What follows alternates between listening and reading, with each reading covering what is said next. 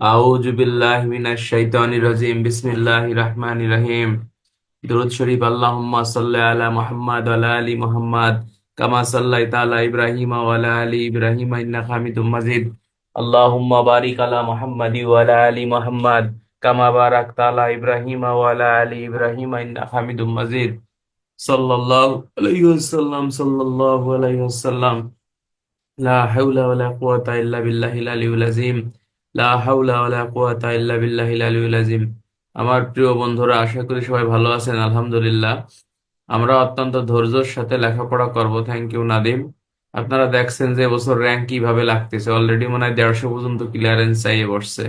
সুতরাং পদোন্নতির জন্য আপনাকে ফার্স্ট সেকেন্ড হওয়ার দরকার নাই, মোটামুটি পাশ করে একটা সিরিয়াল পালেই কিন্তু আলহামদুলিল্লাহ পদোন্নতি হয়ে যাচ্ছে। এবং পদোন্নতি পাওয়ার পরে কেউ জিজ্ঞেস করে না যে আপনার সিরিয়াল কত ছিল, ঠিক না? আমরা এই যে আমি আলহামদুলিল্লাহ কত ভালো রেজাল্ট করছিলাম উপরআল্লাহর ইচ্ছায়, তো এখন তো কেউ জিজ্ঞেস করেন না আপনি সিরিয়াল কত ছিল। তো এটা সিরিয়াল ডাজেন্ট ম্যাটার, আপনাকে একটা র্যাঙ্ক লাগাইতে হবে। টেনশন হচ্ছে মানে আপনাকে মাথায় হচ্ছে এইটা ঢুকতে হবে, ঠিক আছে কিনা? হ্যাঁ। সুতরাং হচ্ছে আপনাকে মানে কঠোর ধৈর্যের সাথে আমরা বাকি যে 5-6 মাস আছে আমরা একটু কঠোর পরিশ্রম করব। দেখবেন আল্লাহ পাক আমাদের মুখ তুলে ছাড়বে। আমরা অলরেডি কার্যবিধি দণ্ডবিধি পড়াইছি, পুলিশ আইন পড়াইছি, সাক্ষ্য আইন শেষের দিকে। আমরা ইনশাল্লাহ সাক্ষ্য আইন শেষ হলে আমরা কার্যবিধি এবং পিআরবি পড়বো, ঠিক আছে? এরপরে আবার দণ্ডবিধির সাথে আমরা আবার মাইনর অ্যাক্ট পড়বো, এভাবে চলতে থাকবে। এবং আমরা আশা করতেছি যে এমসিকিউ পরীক্ষা প্রতি শুক্রবারেই এভাবে চলবে। পাশাপাশি রিটেনের প্রশ্ন আমরা আরো বাড়াবো। তাহলে আমরা শুরু করি বন্ধুরা। আমরা শুরু করব হচ্ছে সাক্ষ্য আইনের আজকে 118, 19 এগুলো পড়াইছি, তারপরের থেকে শুরু করব। এবং পিআরবি শুরু করব হচ্ছে আমাদের এই যে আগ্নেয়াস্ত্রের ব্যবহার বিধি সংক্রান্ত বিষয় থেকে। তারপর থেকে আমরা শুরু করব। তো আজকে একটু রিভিশন দেই ক্লাসটা, সবাই চোখ বন্ধ করে শোনেন, ধারাগুলো মুখস্থ হয়ে যাবে। বিসমিল্লাহির রহমানির রহিম। সাক্ষ্য আইনের এক ধারায় বলতেছে বাংলাদেশের সকল বিচার ব্যবস্থায় আপনার এই সাক্ষ্য আইন প্রযোজ্য হবে। বিশেষ করে কোর্ট মার্শালের ক্ষেত্রে প্রযোজ্য হবে না, সালিস কার্যক্রমের ক্ষেত্রে প্রযোজ্য হবে না, বিভাগীয় তদন্তের ক্ষেত্রে প্রযোজ্য হবে না। সাক্ষ্য আইনের 3 ধারায় কতিপয় গুরুত্বপূর্ণ সংজ্ঞা দিয়েছে, এই সংজ্ঞাগুলো আমাদেরকে ঠাড়া মুখস্থ রাখতে হবে, ঠাড়া। 3 ধারায় বলতেছে বিষয়, বিচার্য বিষয়, প্রাসঙ্গিক বিষয়, প্রমাণিত, মিথ্যা প্রমাণিত, অপ্রমাণিত, সাক্ষ্য, সাক্ষী, মৌখিক সাক্ষ্য, দলিলি সাক্ষ্য, ডিজিটাল রেকর্ড, ফরেনসিক সাক্ষ্য, প্রত্যায়িত স্বাক্ষর। হ্যাঁ, সবই সাক্ষ্য আইনের 3 ধারা। 4 ধারায় বলতেছে আদালত অনুমান করতে পারে, অনুমান করবে এবং চূড়ান্ত প্রমাণ। 5 থেকে 55 পর্যন্ত আলোচনা করছে বিভিন্ন বিষয়ের প্রাসঙ্গিকতা। 5 ধারায় বলতেছে দুটো বিষয়ে সাক্ষ্য দেওয়া যায়, এছাড়া অন্য কোনো বিষয়ে সাক্ষ্য দেওয়া যায় না।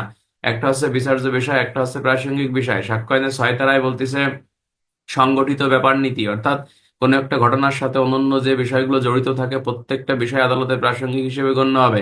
7 ধারায় বলতেছে কোন ঘটনার উপলক্ষ, কারণ, পরিণাম এগুলো আদালতে প্রাসঙ্গিক, বিশেষ করে টেপ রেকর্ড, কথাবার্তা, অডিও ভিডিও এগুলো আদালতে প্রাসঙ্গিক। 7 ধারা। 8 ধারায় বলতেছে কোন ঘটনার উদ্দেশ্য, প্রস্তুতি, পূর্ববর্তী এবং পরবর্তী আচরণ এগুলো আদালতে প্রাসঙ্গিক। 8 ধারা। 9 ধারায় বলতেছে কোন ঘটনার আবশ্যকীয় ব্যাখ্যা আদালতে প্রাসঙ্গিক, বিশেষ করে টিআই প্যারেডের সাক্ষ্যগত মূল্য। সাক্ষ্য আইনের 9 ধারা। 10 ধারায় বলতেছে যে দুই বা ততোধিক ব্যক্তি কোনো অপরাধমূলক ষড়যন্ত্র করলে তারা যে যে কাজকর্ম করবে প্রত্যেকটা কাজে আদালতে প্রাসঙ্গিক। 10 ধারা। 11 ধারায় বলতেছে আসামির অজুহাত। 17 ধারায় বলতেছে স্বীকৃতি। 18 ধারায় বলতেছে 5 শ্রেণীর ব্যক্তি স্বীকৃতি দিতে পারে। 19 ধারায় বলতেছে স্বীকৃতি স্বীকৃতিদাতার বিরুদ্ধে গেলেও আদালতে প্রাসঙ্গিক। 20 ধারায় বলতেছে তৃতীয় পক্ষের স্বীকৃতি যখন আদালতে প্রাসঙ্গিক। 21 ধারায় বলতেছে স্বীকৃতি স্বীকৃতিদাতার পক্ষে হলেও আদালতে প্রাসঙ্গিক, তবে 3টি ক্ষেত্রে। একটা আছে মৃত্যুকালীন জবানবন্দির ক্ষেত্রে, একটা হচ্ছে এমন অবস্থায় স্বীকৃতি দেওয়া যে অবস্থায় মানুষ মিথ্যা কথা বলতে পারে না। 3 নম্বর আছে স্বীকৃতি স্বীকৃতি সে ব্যবহার না হয়ে অন্য কোনো ভাবে ব্যবহার হলে সেটা আদালতে প্রাসঙ্গিক। এরপরে সরাসরি 24 থেকে 30 পর্যন্ত স্বীকারোক্তির বিষয়ে আলোচনা করছে। 24 ধারায় বলতেছে ভয়ভীতি, প্রলোভন, প্রতিশ্রুতি, পার্থিব সুবিধার বিনিময়ে স্বীকারোক্তি দিলে অপ্রাসঙ্গিক। 25-এ পুলিশের নিকট স্বীকারোক্তি অপ্রাসঙ্গিক। 26-এ ম্যাজিস্ট্রেটের প্রত্যক্ষ উপস্থিতিতে স্বীকারোক্তি দিলে প্রাসঙ্গিক। 27 পুলিশের নিকট স্বীকারোক্তি দিলে যতটুকু আলামত উদ্ধার হবে ঠিক ততটুকু প্রাসঙ্গিক। 28 যাবতীয় ভয়ভীতি, প্রলোভন, প্রতিশ্রুতি অপসারণের পর স্বীকারোক্তি অপ্রাসঙ্গিক। 29 5টি ক্ষেত্রে স্বীকারোক্তি অপ্রাসঙ্গিক নয়। একটা হচ্ছে প্রতারণার মাধ্যমে, একটা হচ্ছে আপনার মদ্যপ অবস্থায়, একটা হচ্ছে যে প্রশ্নের উত্তর দিতে বাধ্য না এমন প্রশ্ন উত্তর দানের মাধ্যমে, সতর্ক অবস্থায় সতর্ক না করে স্বীকারোক্তি আদায় করে। এই 5টি ক্ষেত্রে স্বীকারোক্তি দিলে সেটা অপ্রাসঙ্গিক হবে না, সেটা প্রাসঙ্গিক হবে। 30 ধারায় বলতেছে দুই বা ততোধিক ব্যক্তির একত্রে এক বা একাধিক দুই বা ততোধিক ব্যক্তির অথবা একাধিক ব্যক্তির একই অপরাধে একত্রে বিচার করাকালে এক আসামি অপর আসামিকে দোষারোপ করে স্বীকারোক্তি দিলে তখন সেই স্বীকারোক্তি আদালতে প্রাসঙ্গিক হিসেবেই গণ্য হবে। 31 আপনাকে বলতেছে স্বীকৃতি চূড়ান্ত প্রমাণ না, তবে চূড়ান্ত প্রমাণের প্রতিবন্ধক। 32 ধারায় বলতেছে 4 শ্রেণীর লোকের পূর্বের বিবৃতি 8টি ক্ষেত্রে প্রাসঙ্গিক। 33 বলতেছে যে 5 শ্রেণীর লোকের পূর্বের বিবৃতি 3টি শর্তে আদালতে প্রাসঙ্গিক। 34 থেকে 39 পর্যন্ত আলোচনা করছে বিশেষ অবস্থায় দেয়া বিবৃতির প্রাসঙ্গিকতা। 34 বলতেছে হিসাবের খাতায় লিখিত বিবৃতি আদালতে প্রাসঙ্গিক। 35 সরকারি কর্মচারী দায়িত্ব সম্পাদনকালে যা লেখে তাই প্রাসঙ্গিক। 36 মানচিত্র, চার্ট এগুলো আদালতে প্রাসঙ্গিক। 37 গণবিবৃতি আদালতে প্রাসঙ্গিক। 38 আইনের নজির আদালতে প্রাসঙ্গিক। 39 আপনাকে বলতেছে যতটুকু সাক্ষ্য আদালতে দেওয়ার প্রয়োজন ততটুকু আদালতে উপস্থাপন করলে অতটুকুই আদালতে প্রাসঙ্গিক। 40 থেকে 44 ধারা পর্যন্ত আলোচনা করছে বিচার আদালতের রায় যখন প্রাসঙ্গিক। 40 ধারায় বলতেছে পূর্বের মামলার রায় দ্বিতীয় মামলায় প্রাসঙ্গিক। 41 ধারায় বলতেছে 4টি ক্ষেত্রে আদালতের রায় চূড়ান্ত রায় হিসেবে গণ্য হবে। 45 থেকে 51 ধারা পর্যন্ত আলোচনা করছে বিশেষজ্ঞের অভিমতের প্রাসঙ্গিকতা, অর্থাৎ তৃতীয় পক্ষের সাক্ষ্যের প্রাসঙ্গিকতা। বিশেষ করে 45 ধারায় 13টি ক্ষেত্রে বিশেষজ্ঞের মতামত আদালতে প্রাসঙ্গিক। 47 ধারায় হচ্ছে হাতের লেখা সম্পর্কে পরিচিত ব্যক্তির অভিমত আদালতে প্রাসঙ্গিক। আর এখান থেকে এই দুটো ধারাই বেশি গুরুত্বপূর্ণ। এরপর আছে 52 থেকে 55 পর্যন্ত আলোচনা করছে পক্ষদ্বয়ের চরিত্রের প্রাসঙ্গিকতা। 52 ধারায় বলতেছে দেওয়ানি মামলায় পক্ষদ্বয়ের চরিত্র অপ্রাসঙ্গিক। 53 ধারায় বলতেছে ফৌজদারি মামলায় আসামির সচ্চরিত্র আদালতে প্রাসঙ্গিক। 54 ধারায় বলতেছে আসামির সচ্চরিত্র প্রাসঙ্গিক হয়ে পড়লে অসৎ চরিত্র আদালতে প্রাসঙ্গিক হবে। 55 ধারায় বলতেছে ক্ষতিপূরণ নির্ণয়ের ক্ষেত্রে দেওয়ানি এই পক্ষদ্বয়ের চরিত্র আদালতে প্রাসঙ্গিক হিসেবেই গণ্য হবে। আর 56 থেকে 58 পর্যন্ত আলোচনা করছে যে কোন কোন বিষয় আদালতে প্রমাণ করার দরকার নাই। এই কথাগুলো 56 থেকে 58 ধারা পর্যন্ত আলোচনা করছে। বিশেষ করে 57 ধারায় বলতেছে 11টি বিষয় আদালতে প্রমাণ করার দরকার নাই। 58 ধারায় বলতেছে যে স্বীকৃত বিষয় প্রমাণ করার দরকার নাই। 59, 60 মৌখিক সাক্ষ্য। 61তে দলিলি সাক্ষ্য। 62তে প্রাথমিক সাক্ষ্য। 63তে হচ্ছে আপনার মাধ্যমিক সাক্ষ্য 5 ভাবে। আর 65তে বলতেছে নিম্নলিখিত 7 ভাবে মাধ্যমিক সাক্ষ্যের মাধ্যমে আপনি দলিল প্রমাণ করতে পারবেন। 66 ধারায় আপনাকে বলতেছে যে নিম্নলিখিত 6টি ক্ষেত্রে আদালত দলিল দাখিল করার জন্য নোটিশ বা সমন দিতে বাধ্য না। 67 ধারায় বলতেছে হস্তাক্ষর লিখন প্রমাণের পদ্ধতি। হস্তাক্ষর লিখন প্রমাণের পদ্ধতি হচ্ছে ওই ব্যক্তিকে হাজির করে করা যাবে, ওই ব্যক্তিকে আদালতের সামনে লিখে করানো যাবে, বিশেষজ্ঞের মতামত নিয়ে করানো যাবে, ওই ব্যক্তির হাতের লেখা সম্পর্কে পরিচিত ব্যক্তির অভিমত নিয়ে করা যাবে। এই ধারাগুলো আসবে হলো 47 আসবে, 67 আসবে, 73 ধারা আসবে এবং 67 ধারা আসবে। এই ধারার সাথে এই ধারাগুলো মিল থাকবে। এটা ইম্পর্টেন্ট প্রশ্ন, ইন্সপেক্টরশিপে আসছে। আর 68 থেকে 73 পর্যন্ত আলোচনা করছে দলিলের প্রত্যয়ন, প্রত্যায়িত সাক্ষী এবং দলিল সম্পাদন। ঠিক আছে কিনা? এগুলো পরীক্ষা আসবে না, জাস্ট মনে রাখবেন প্রত্যয়ন, প্রত্যায়িত সাক্ষী টাক্ষী এগুলো 68 থেকে 73। 74 ধারায় বলতে সরকারি দলিল, 75 ধারায় বেসরকারি দলিল। 76, 77, 78 এই 3টে ধারায় বলতেছে এই সকল দলিল কিভাবে ব্যবহার করবে বা প্রমাণ কি।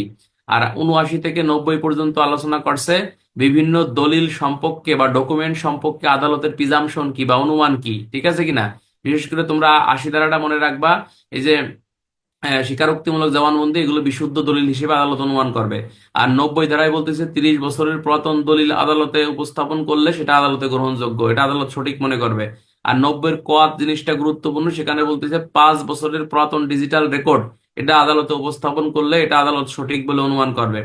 আচ্ছা, এবারে 101 থেকে 111 পর্যন্ত বিশেষ করে আলোচনা করছে বার্ডেন অফ প্রুফ, অর্থাৎ প্রমাণের দায়ভার।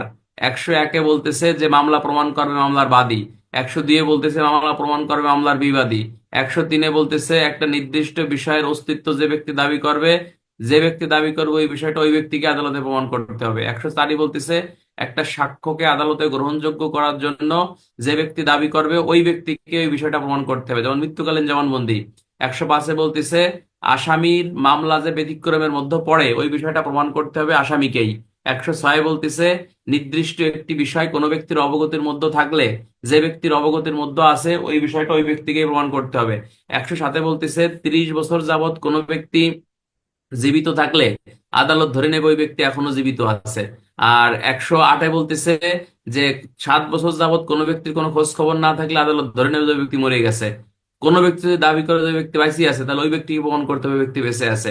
108-এ বলতেছে যে রাজা প্রজা এর মাঝে সম্পর্কের অবসান ঘটলে যে ব্যক্তি দাবি করবে কোনো সম্পর্ক নাই, যে দাবি করবে ওই ব্যক্তিকে প্রমাণ করতে হবে। 110-এ বলতেছে যে আপনার 110-এ কি বলছে? 110-এ বলছে আছে মালিকানা দখলদারিত্ব প্রমাণ। এই দখলদারিত্ব আহ, এই এই দখলদারিত্ব প্রমাণ করার ক্ষেত্রে, হ্যালো ইসলাম বলেন।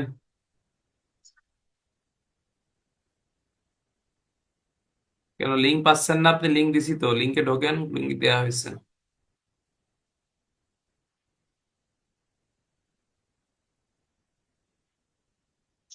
দেখতেছি।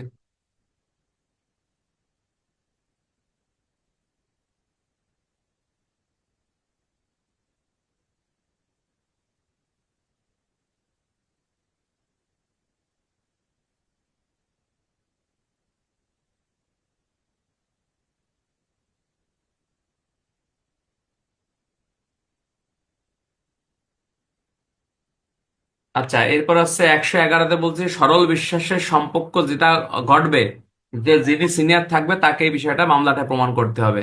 আর 112-তে বলতেছে লেজিটিমেসি অফ চাইল্ড, অর্থাৎ সন্তান জন্মের বৈধতা, অর্থাৎ 280 দিনের মধ্যে কোনো সন্তান জন্মগ্রহণ করলে বৈধ বিবাহ স্থির থাকাকালীন সময়ে তখন এই সন্তানটা বৈধ সন্তান হিসেবে গণ্য হবে, অন্যথায় সেটা হচ্ছে অবৈধ সন্তান। ঠিক আছে।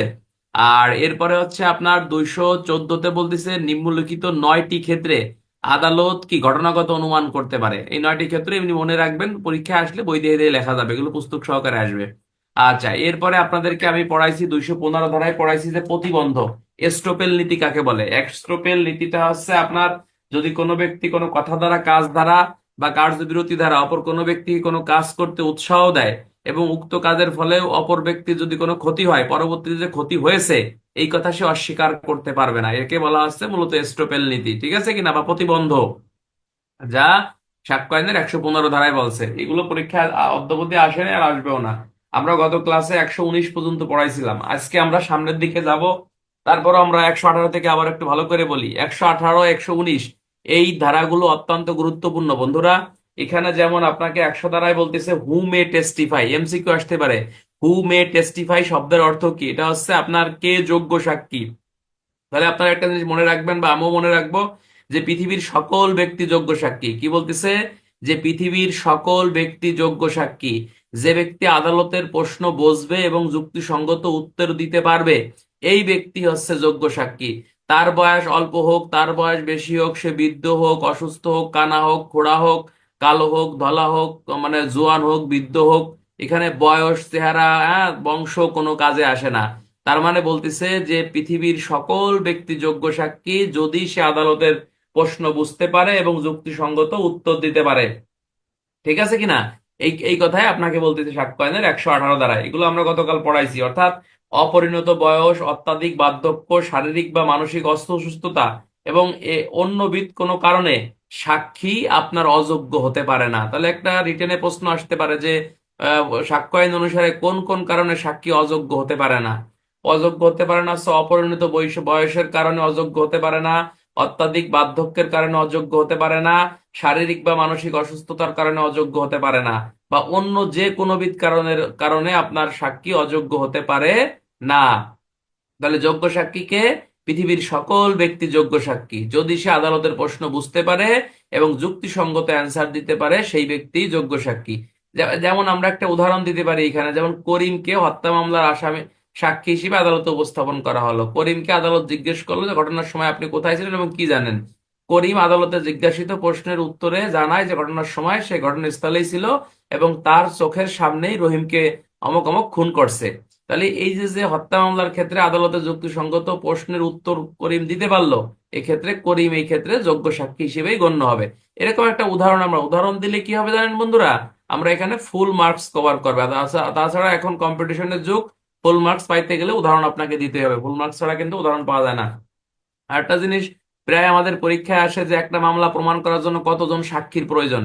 হ্যাঁ, পৃথিবীর সকল ব্যক্তি যেমন যোগ্য সাক্ষী, একটা মামলা প্রমাণ করার জন্য কিন্তু বলতেছে কি আপনার ওই যে কি বলে ওটাকে, ওই ইসের এই নির্ধারিত কোনো সংখ্যা নাই। অর্থাৎ একজন সাক্ষী দ্বারাও কিন্তু মামলা প্রমাণ করা যায়। ঠিক আছে কিনা? এটা কয় ধারায় বলছে? এটা হলো সাক্ষ্য আইনের 134 ধারায় বলছে। আমরা গত ক্লাসে পড়াইছিলাম 119 ধারাও পড়াইছিলাম, যেখানে বলতেছিলাম যে ব্যক্তি কথা বলতে পারে না, অর্থাৎ যে সাক্ষী কথা বলতে অক্ষম, তিনি তার বক্তব্য অন্য কোনোভাবে লিখিত বা ইশারা করে যদি বুঝাইতে পারে, সেই ক্ষেত্রে তিনি সাক্ষ্য দিতে পারে। তবে লেখা বা ইশারা প্রকাশ্য আদালতে লিখতে হবে। এইরূপ ক্ষেত্রে যে সাক্ষ্য দেওয়া হবে সে সাক্ষ্য মৌখিক সাক্ষ্য বলিয়াই গণ্য হবে। এটা একটু ভালো করে বুঝবেন বন্ধুরা। 119 ধারায় বলতেছে বাম উইটনেস, বাম, DUMB, এখানে ডাম না, এটা কিন্তু উচ্চারণ হবে বাম, বাম উইটনেস। যদি প্রশ্ন আসে বাম উইটনেস সম্পর্কে ব্যাখ্যা দাও, এখন তুমি যদি ইংরেজিটা না জানো তাহলে কিন্তু পরীক্ষায় প্রশ্ন ধরতে পারবা না। আমি যে কথাটা প্রায় বলি যে আপনি আইনের অনেক হাফেজ, সুসি মুসি সব মুখস্থ, কিন্তু প্রশ্ন ধরতে না পারলে কোনো লেখাপড়ায় কাজে আসবে না। ঠিক আছে কিনা? এই জন্য বাম উইটনেস এর ব্যাখ্যা দিন, তখন DUMB এর মানে হচ্ছে বোবা সাক্ষ্যের ব্যাখ্যা দিন। সেক্ষেত্রে একটাই ধারা, 5 মার্ক দিয়ে আপনাকে অ্যান্সার করতে হবে।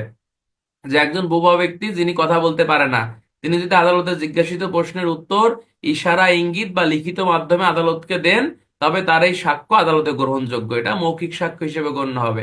আর একটা কোশ্চেন প্রায় এখান থেকে আসে প্রায়ই, এটা আপনারা জানেন, যে কোন ক্ষেত্রে লিখিত সাক্ষ্য মৌখিক সাক্ষ্য হিসেবে গণ্য হবে।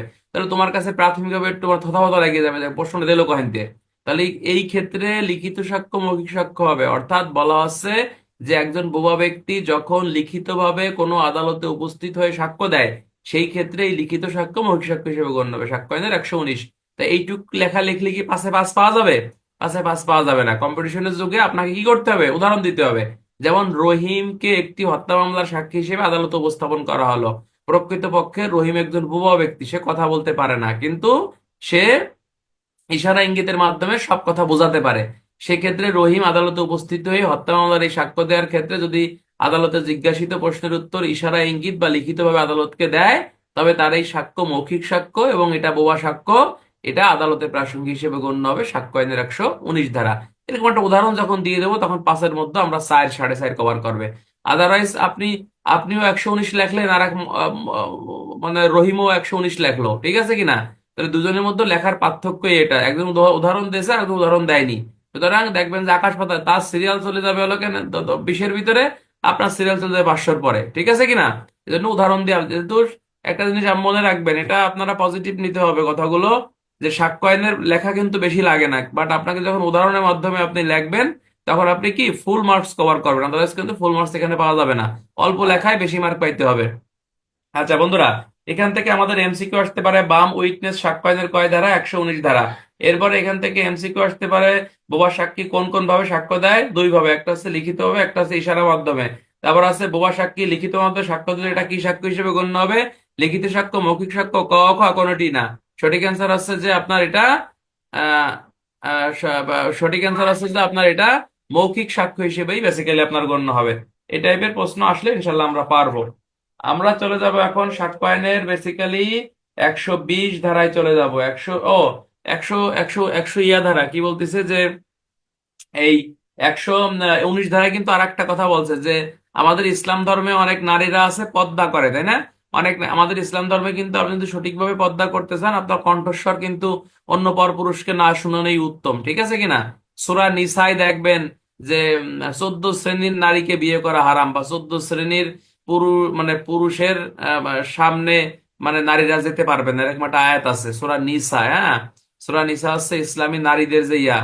তো ওখানে দেখবেন যে আপনার কণ্ঠস্বর যদি কেউ না শোনাতে চায় যে কেমন কণ্ঠস্বরে মেয়েটা, সেক্ষেত্রে ওই ইসলাম ধর্মের ধর্মীয় নিয়ম অনুযায়ী সে আপনার কি করতে পারে, আপনার ইশারা ইঙ্গিতের মাধ্যমেও কিন্তু আপনার এই আদালতে সাক্ষ্য দিতে পারে, বা ওই ওই ভদ্র মহিলা কিন্তু আদালতে লিখিত ভাবেও কিন্তু ঘটনা সাক্ষ্য দিতে পারবে। সেই ক্ষেত্রে 119 ধারা মোতাবেক এটা মৌখিক সাক্ষ্য হিসেবেই গণ্য হবে। ঠিক আছে কিনা? আচ্ছা, তাহলে আমরা আমরা এখানে 119 ধারা এই বিষয়গুলোই পেলাম। আমরা এখন চলে যাবো বন্ধুরা 120 ধারা। 120 ধারাটা একটু ভালো করে দেখবো। বলতেছে দেওয়ানি মামলায় পক্ষগণ এবং তাদের স্বামী বা স্ত্রী ফৌজদারি বা ফৌজদারি মামলায় বিচারাধীন স্বামী বা স্ত্রী আদালতে যোগ্য সাক্ষী হিসেবেই গণ্য হবে। আমরা যদি একটু খেয়াল করে দেখি যে যোগ্য সাক্ষী বলতে কি বোঝায়, কোন কোন ধারাগুলো আসবে, কে বলতে পারে বলেন তো দেখি? পুরনো স্টুডেন্ট কে কে আছে? প্রশ্ন আসলো যে যোগ্য সাক্ষীর সংজ্ঞা দিন, বা যোগ্য সাক্ষী বলতে কি বোঝায়, তখন কি লিখবেন বলেন তো? কোন ধারা লিখবেন? শুধু 118 ধারা লিখলে হবে? না, এটা আপনার ভুল ধারণা, আপনি 5 মিনিট দাঁড়ায় থাকেন। 118 লিখবেন, 119 লিখবেন, 120 লিখবেন, 121 লিখবেন, 133 লিখবেন। এই ধারাগুলো যদি আপনি না দেন আপনি কিন্তু ফুল মার্ক পাবেন না।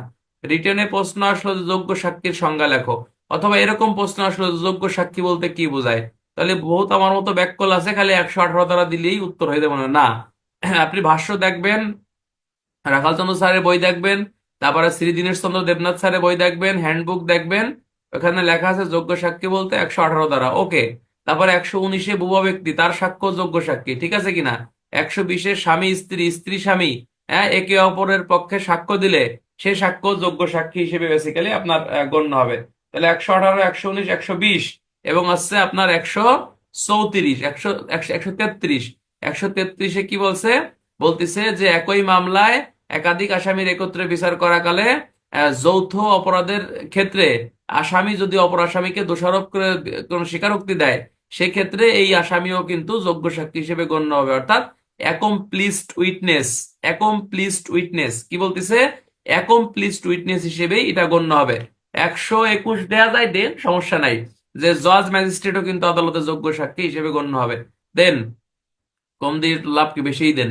তাহলে 118, 119, 120, 121, 133 এই ধারাগুলো যদি আপনি না দেন তাহলে আপনি কিন্তু ফুল মার্কের বই খাতায় লিখে রাখো ভাই, যোগ্য সাক্ষী বলতে কি বোঝায় এই 5টা ধারা দেয়া লাগবে। কি কি, যে আপনার 118, 119, 120, 121, 133 এই ধারাগুলো না দিলে কি হবে, আপনার ফুল মার্কস কিন্তু আসবে না, এটা মনে রাখবেন।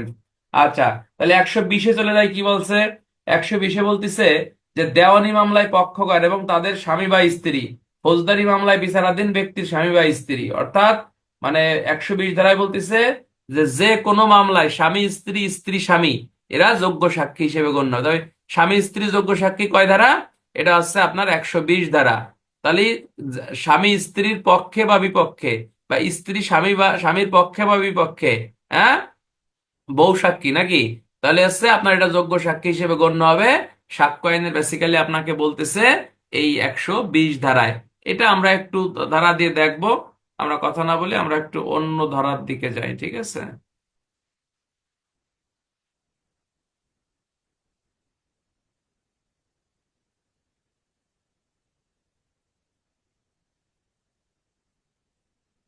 আমার কাছে মনে হচ্ছে এবছর 118 থেকে 129-এর মাঝে প্রশ্ন হওয়ার সম্ভাবনা আছে, সুতরাং এটাকে একটু আমলে নেবেন, এই ধারাগুলো আমরা পড়বো, হতাশ হবেন না।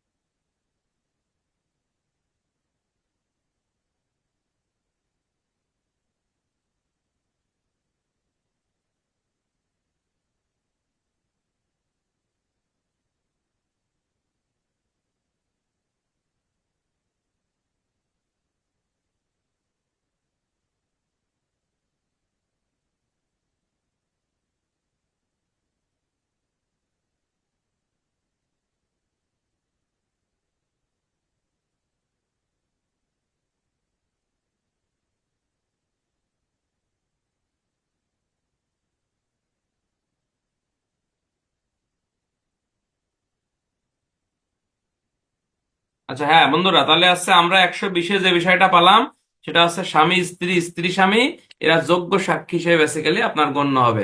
এটা আশা করি আমরা ক্লিয়ার। তাহলে যদি প্রশ্ন রিটার্নে একটা আসে যে কোন মামলায় স্বামী স্ত্রী যোগ্য সাক্ষী, বন্ধুরা তাহলে দেওয়ানি এবং ফৌজদারি উভয় মামলায় স্বামী স্ত্রী যোগ্য সাক্ষী হিসেবে গণ্য হবে। যেমন স্বামী যদি আপনার কোনো অপর ব্যক্তির সাথে দেওয়ানি কোনো মামলা করে বা জমি জমা সংক্রান্ত মামলা করে, সেই ক্ষেত্রে আপনাকে বলা হচ্ছে যে আপনার স্ত্রীও কিন্তু সেই তার স্বামীর পক্ষে সাক্ষ্য দিতে পারবে।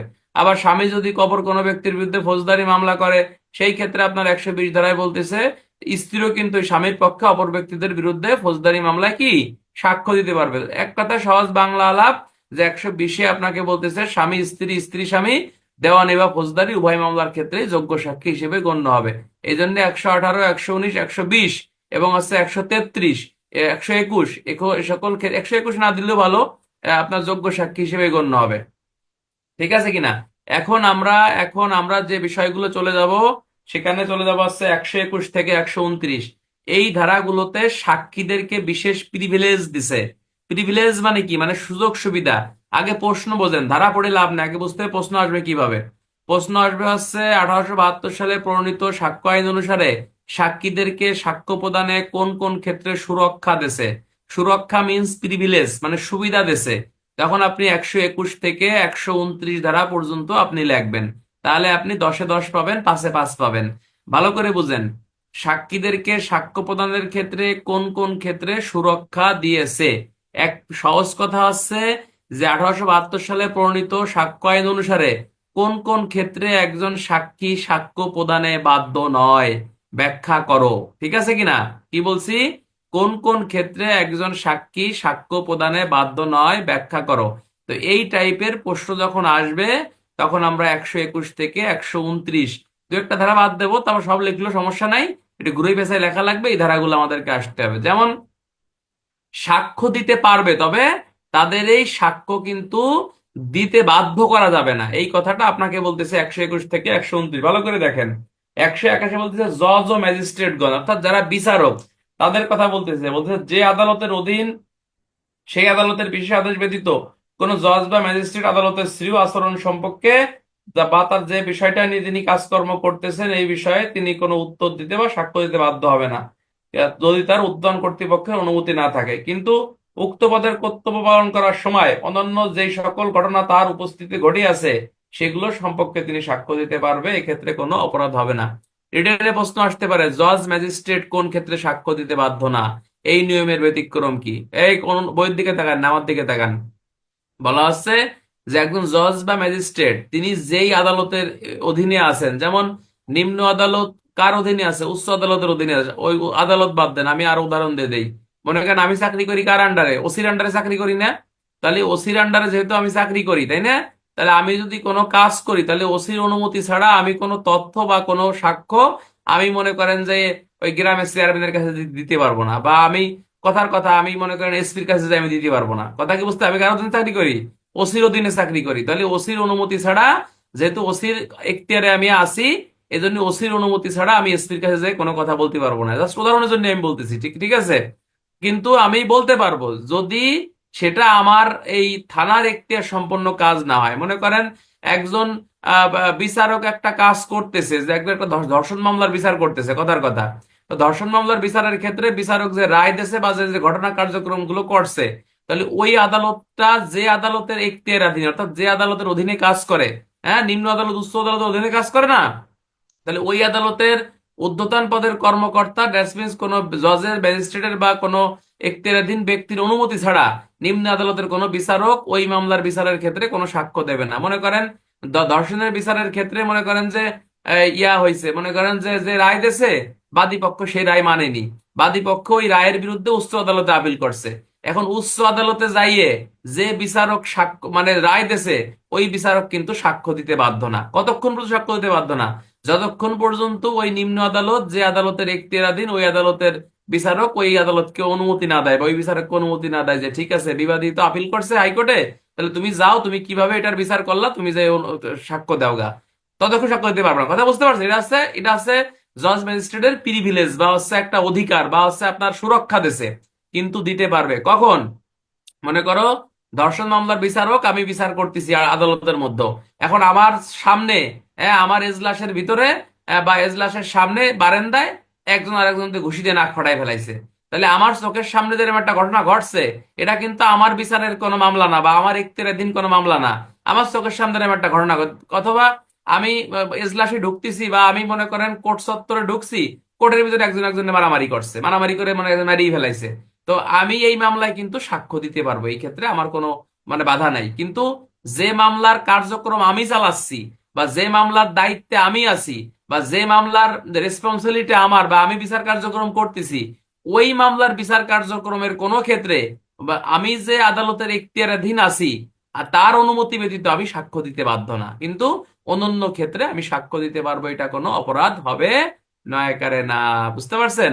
রিটেনে প্রশ্ন আসতে পারে, জজ ও ম্যাজিস্ট্রেটকে সাক্ষ্য প্রদানের সুরক্ষা দেওয়া হয়েছে কখন, এই নিয়মের ব্যতিক্রম কি? তাহলে এটা হচ্ছে 121 দ্বারা একটাই অ্যান্সার। তাহলে এমসিকিউ আসতে পারে জজ ম্যাজিস্ট্রেটদের সাক্ষ্য প্রদানের সুরক্ষা কত ধারা? 121 ধারা। কোন ক্ষেত্রে বাধ্য না? তার এখতিয়ারাধীন বিষয় না হলে বা তার নিয়ন্ত্রণাধীন বিষয় না হলে, কিন্তু তার চোখের সামনে অন্য যে বিষয়গুলো ঘটবে সেই ক্ষেত্রে যদি হয়, সেটা বেসিক্যালি কোনো অপরাধ হিসেবে গণ্য হবে, নয়াকারে না। এই কথা আপনাকে বলতেছে সাক্ষ্য আইনের 121 ধারা।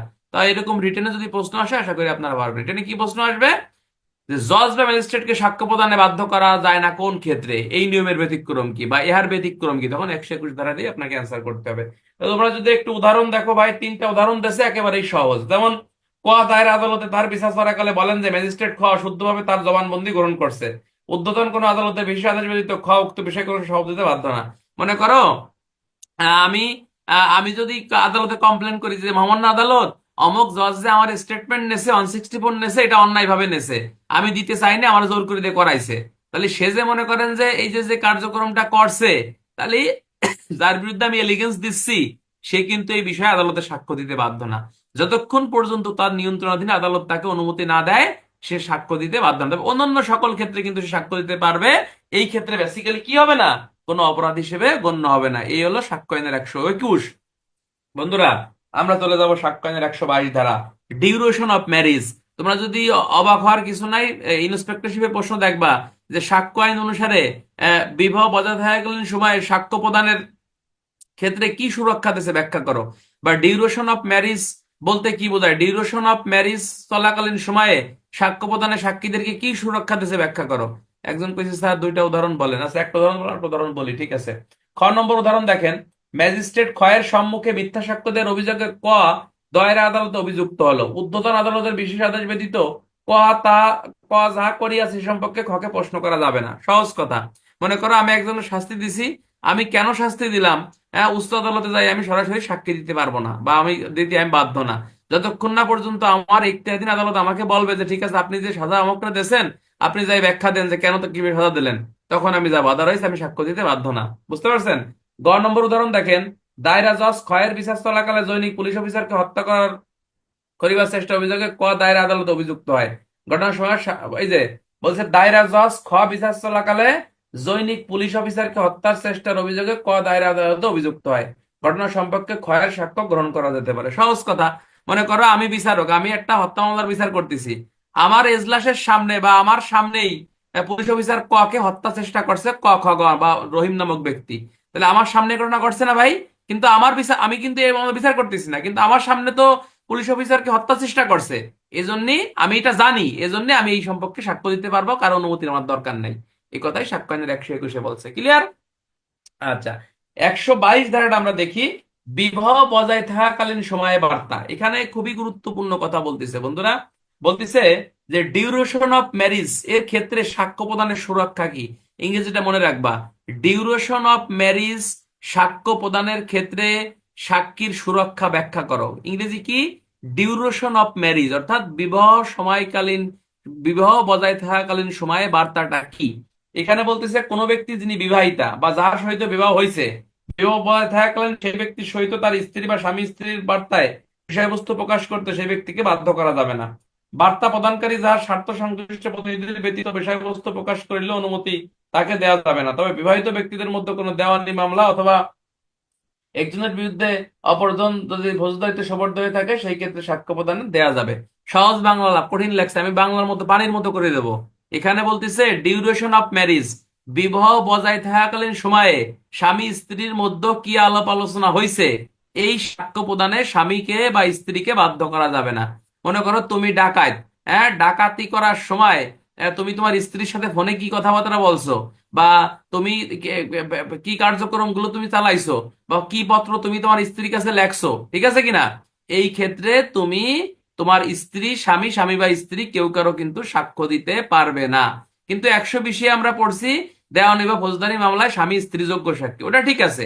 কিন্তু 122 এসে বলতেছে যে স্বামী স্ত্রীর মধ্যে যদি বিবাহ বজায় থাকাকালীন সময়ে, যেমন আমরা পড়ছি না যে স্বামী স্ত্রী, স্ত্রী স্বামীকে আশ্রয় দিলে সেটা অপরাধ হয় না, পড়ছি না আমরা? 52 কতে পড়ছি, তারপরে যে 216 কতে পড়ছি, পড়ছি না বন্ধুরা? হ্যাঁ, পড়ছি কিনা? তাহলে এই কথাটাও কিন্তু এখানে মানে এই 212-তে পড়ছি, এই এই বিষয়গুলো এখানে আসতেছে। বলতেছে যে স্বামী স্ত্রীর মধ্যে যখন বৈবাহিক সম্পর্ক বজায় থাকবে, সেক্ষেত্রে স্বামী স্ত্রী, স্ত্রী স্বামী, এর মধ্যে কি যোগাযোগ হয়েছে, কি কথাবার্তা হয়েছে, এই কথা বলতে স্বামীকে স্ত্রীকে কি করা যাবে, বাধ্য করা যাবে না। তবে হ্যাঁ, ব্যতিক্রম বাধ্য করা যাবে। কখন? বলতিছে যদি তাদের মধ্যে দেওয়ানি বা ফৌজদারি মামলা হয়। অনেক সময় স্বামী স্ত্রীর মধ্যে দেওয়ানি মামলা হয় না, জমি জমানি মামলা হতে পারে। আবার ডিভোর্স হয়ে গেলে তখন তো স্বামী স্ত্রী থাকে না, অথবা যৌতুকের মামলা হতে পারে। সেই ক্ষেত্রে স্বামী স্ত্রী, স্ত্রী স্বামীর মধ্যে কি কথাবার্তা হয়েছে তখন সাক্ষ্য দিতে বাধ্য করা যায়। তাহলে আমরা এখানে কি শিখলাম? আমরা শিখলাম স্বামী স্ত্রীর মধ্যে যতক্ষণ পর্যন্ত বৈবাহিক সম্পর্ক বর্তমান থাকবে বা বৈবাহিক সম্পর্ক বিদ্যমান থাকবে, ততক্ষণ পর্যন্ত স্বামী স্ত্রী, স্ত্রী স্বামীর মধ্যে কি কথাবার্তা হয়েছে এটা তাকে বলতে বাধ্য করা যাবে না। কিন্তু করা যাবে কখন? যখন স্বামী স্ত্রীর মধ্যে কি হবে, দেওয়ানি বা ফৌজদারি মামলা হবে। যেমন দেওয়ানি মামলা হতে পারে, ফৌজদারি যৌতুকের মামলা হতে পারে, নারী শিশুর মামলা হতে পারে, অথবা ডিভোর্স হয়ে যাওয়ার পরে অন্য কোনো মামলা হতে পারে, ভরণ পোষণের মামলা হতে পারে। তখন স্বামী স্ত্রী, স্ত্রী স্বামীকে এই প্রশ্ন করলে তারা উত্তর দিতে বাধ্য বা সাক্ষ্য দিতে বাধ্য থাকবে। ক্লিয়ার ভাই? ডিউরেশন অফ ম্যারেজের ক্ষেত্রে সাক্ষ্য প্রদানের বাধ্যবাধকতা কি?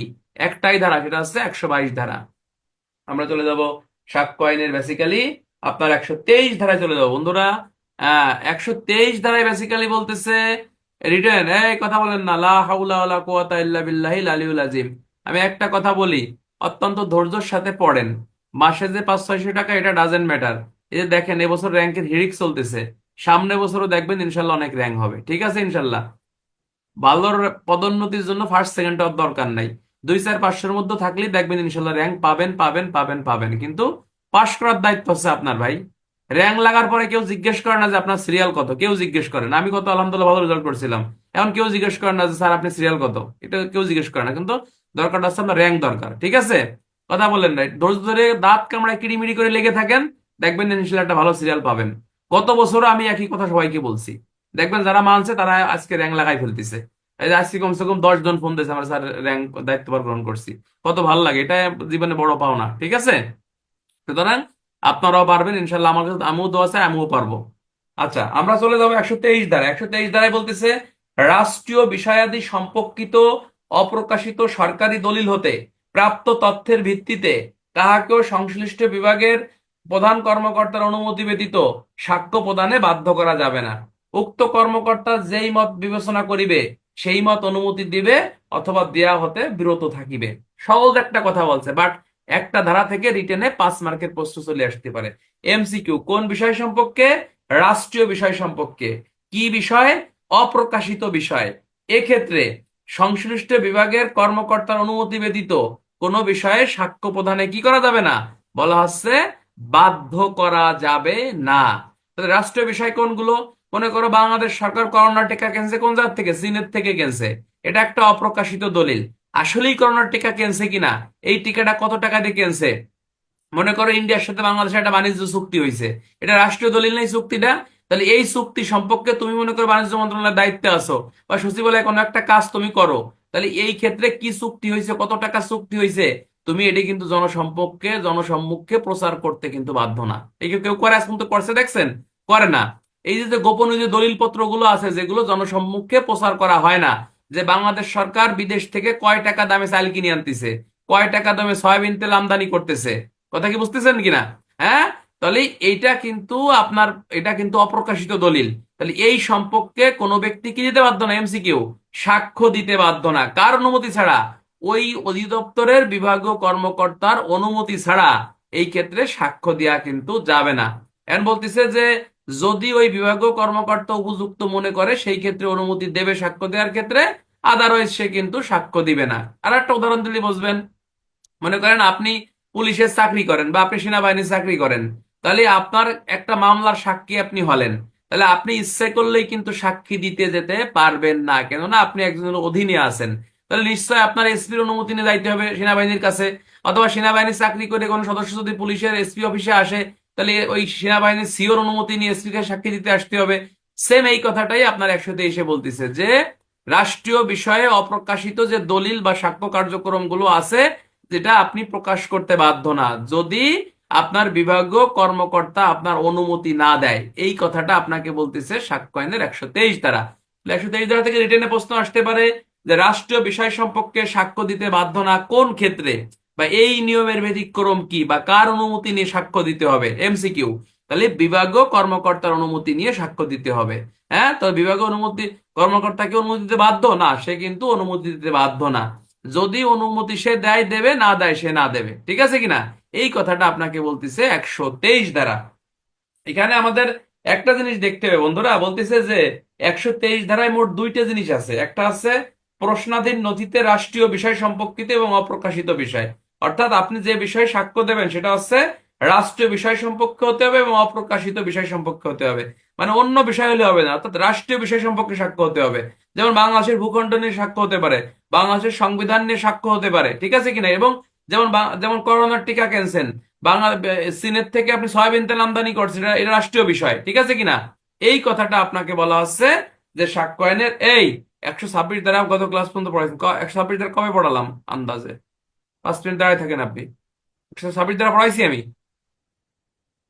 126 ধারা কত ক্লাসে পড়াইছি? ওই যে কইছে 5 মিনিট দাঁড়ায় থাকবে সে।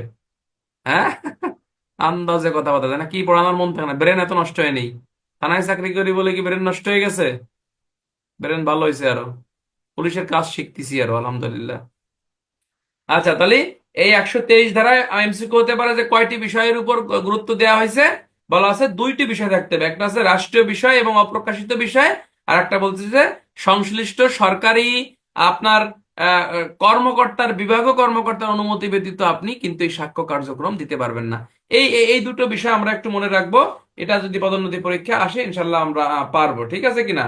আচ্ছা, এইখানে একটা জিনিস আমরা একটু খেয়াল করব যে এমসিকিউ আসতে পারে যে রাষ্ট্রীয় বিষয়ে সাক্ষ্য ব্যাপারে সাক্ষ্য প্রদানের বাধ্যবাধকতা কি। একটাই ধারা, সেটা হচ্ছে সাক্ষ্য আইনের 123 ধারা। আমরা চলে যাব বন্ধুরা যে সাক্ষ্য আইনের 124 ধারায় চলে যাব। এই ধারাটা কিন্তু একটু গুরুত্বপূর্ণ আছে। আমরা সরাসরি চলে যাব সাক্ষ্য আইনের 124 ধারায়। বেসিক্যালি আপনাকে কি বলছে, আর আপনারা যদি একটু ভাষ্য দেখেন, এখানে আমি আরো একটু গভীরভাবে আলোচনা করি 123 ধারা।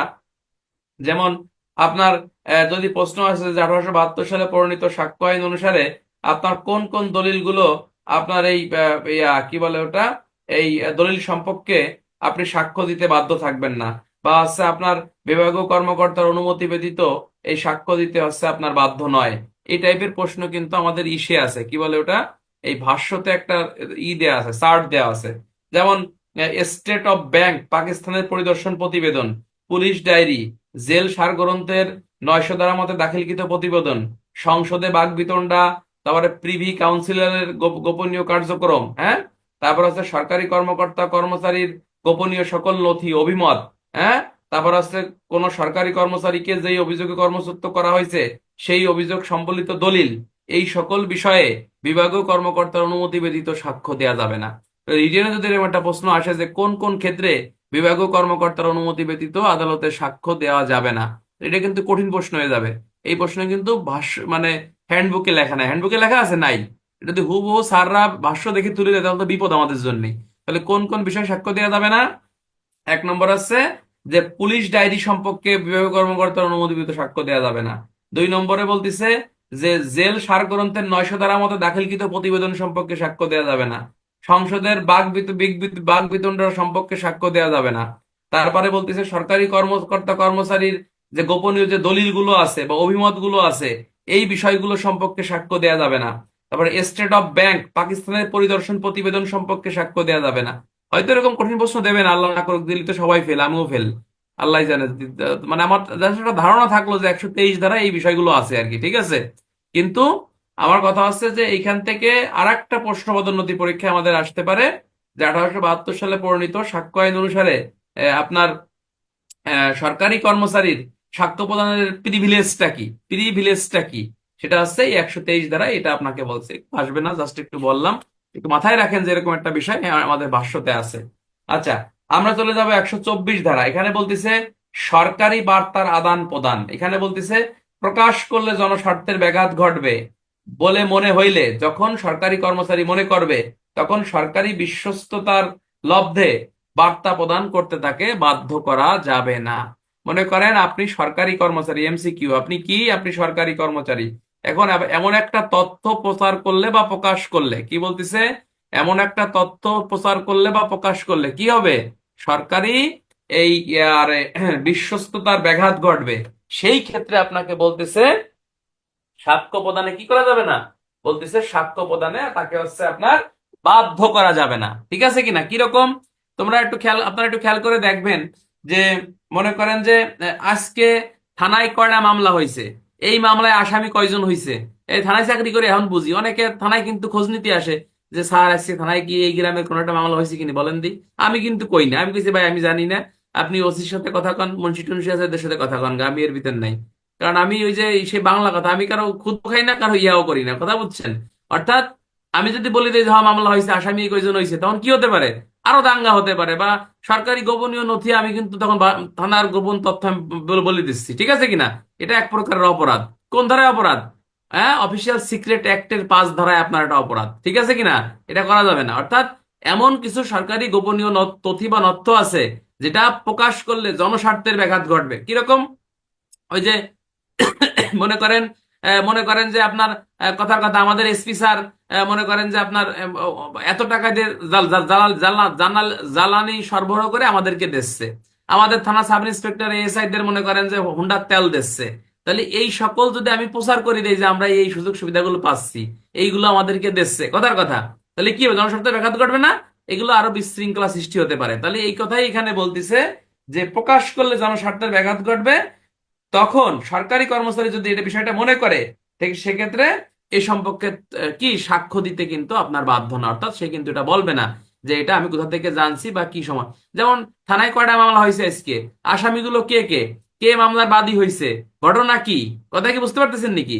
এই সম্পর্কে একজন সরকারি কর্মচারী সাক্ষ্য দিতে কিন্তু বাধ্য নয় আকারে না।